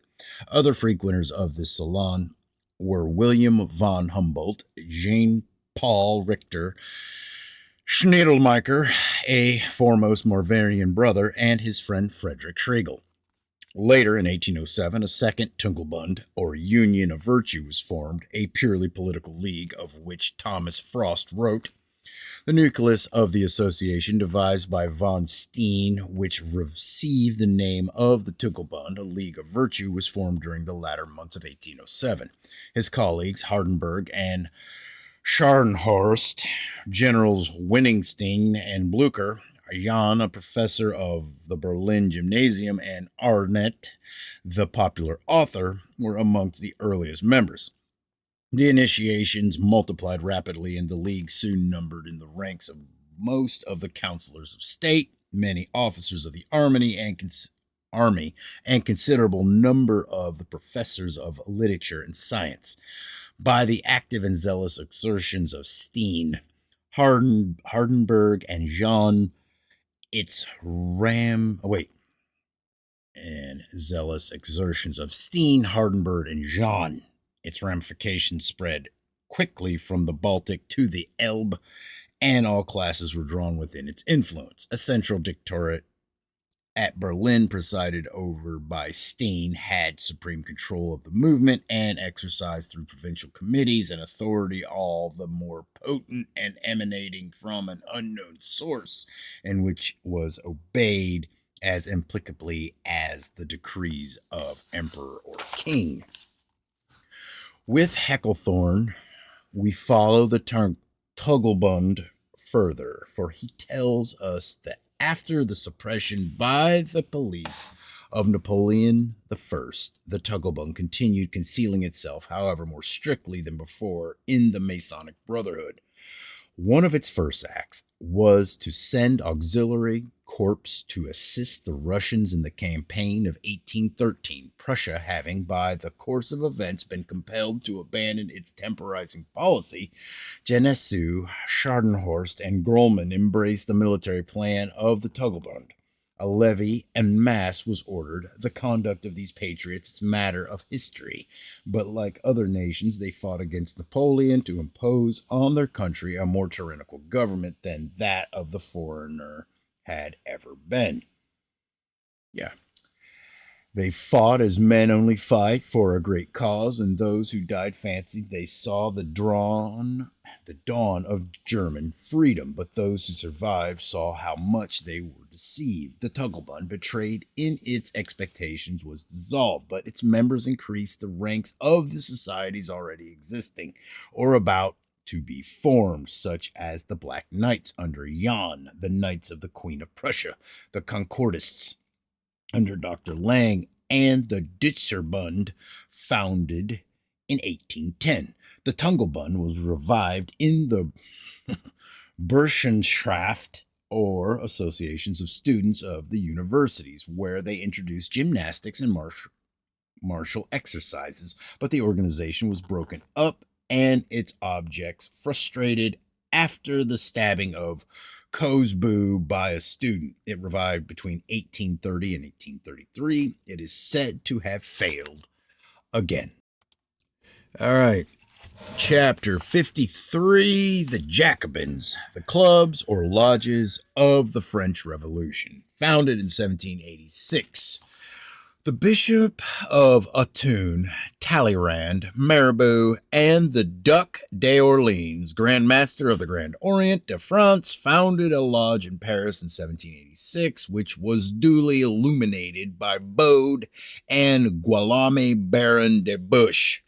This was the Club Breton, which afterwards became known as the Jacobin Club, a name of Templar origin recalling that Jacques de Molay. Le Forester in Les Illumines de Bavaire et la Frac Macaroni Allemande gives the substance of a book written by Gertner, quoting the latter as to the funds available at that date for revolution. In his Nouvelles Histoires et Considerations Politiques sur la Révolution Française, 1793, the Swiss Gertner, an ex-Freemason who had joined the ranks of the enemies of the sect, states that from 1786 there had existed in Paris a propaganda club whose chiefs were then the Duc de la Rochefort, called Grand Master of the Lodge in the Rue Coheron, Condorcet, and Sais, and that the aim of the organization was to further the triumph of dogmatic atheism and create a great social upheaval. That Rochefoucauld looks like Rockefeller for some reason. I don't know. I'm just thinking. The members charged with spreading the propaganda of the subversive principles of the club numbered 50,000. In 1790, it had 20,000 livers at its disposal. But by the end of 1791, these had increased to 30 millions. The conspiracy formed by Philip of Orleans, Duc de Chartres, Masonic name, Eaglite, to overthrow Louis XVI, was directed by Sillery and Mirabeau, and of the 605 elected members of the Tiers Etat, 477 deputies were Freemasons. Revolutions cost money. Lord de Pitt's gold, had to go through some channel that would not compromise the English government, and in dealing with such a delicate matter as the fostering of revolution in a foreign country, it was good policy to organize a similar movement at home, which, however, should remain abortive, being led by Lord Stanhope, Pitt's brother-in-law. In this connection, the history and failure of Wolfe Tone's Bantry Bay expedition is interesting. The history of the terror in the French Revolution of 1793 is the history of lodges such as that of the Philalettes, among whose members the following Jacobin leaders are known to us chiefly for their uncompromising bestiality. Among the members of the Club de la Pomegranate, Condorcet, Duc de la Roquefald, Sais de Bejarranas, Charles Theodore Lameth. Among the members of the lodge, Les Amis Buenos, Babos, Curti, Marat, Hebert, Dupont. What is this? What am I reading here? What? Okay. Among the members of the Amis des Norris, founded in 1787. Dude, it's a bunch of French dog fuckers. I don't care. According to Barrel, Histoire de Jacobinism, Volume 2, page 446, et sec. The last mentioned lodge of the Amis des Norris appeared to have been only the cover name behind which operated the Comité Régulier, or Central Committee of the Combined Lodges and Clubs, an international organization with foreign branches in America and Europe. The deliberations of this group of conspirators were sent to the Central Committee of the Grand Orient, from where they were relayed to the provinces, addressed to the various worshipful masters of presidents of the lodges. This group, according to Barrel, was the central guiding committee of the revolution. The club regulator is said to have numbered at least 500,000 brothers. Lafayette, Logue, de la Candeur, when he marched on Versailles at the head of 15,000 National Guardsmen and brought the king back to Paris, was already, presumably, fully informed of Dupont's plan of revolution, which he himself and Mirabeau have approved at the session of the Amis Réunis early in June, while remarking that the vote for the death of the King of France, Louis XVI, was carried by a majority of 1. Pignattel further states that, in consequence of certain irregularities in the balloting, some 5 votes for death were cast by unqualified persons, while 4 other voted twice. After the storm of revolution had subsided, the power in France seems to have been vested in the Comité de Salut Public, but the 300 who controlled France and of whose power we read in Memoirs of Time were the 300 Masonic leaders. That they in turn were controlled by a small clique is obvious. Even the 300 Masonic leaders of the French Revolution in 1793 seem to have had their successors in modern history.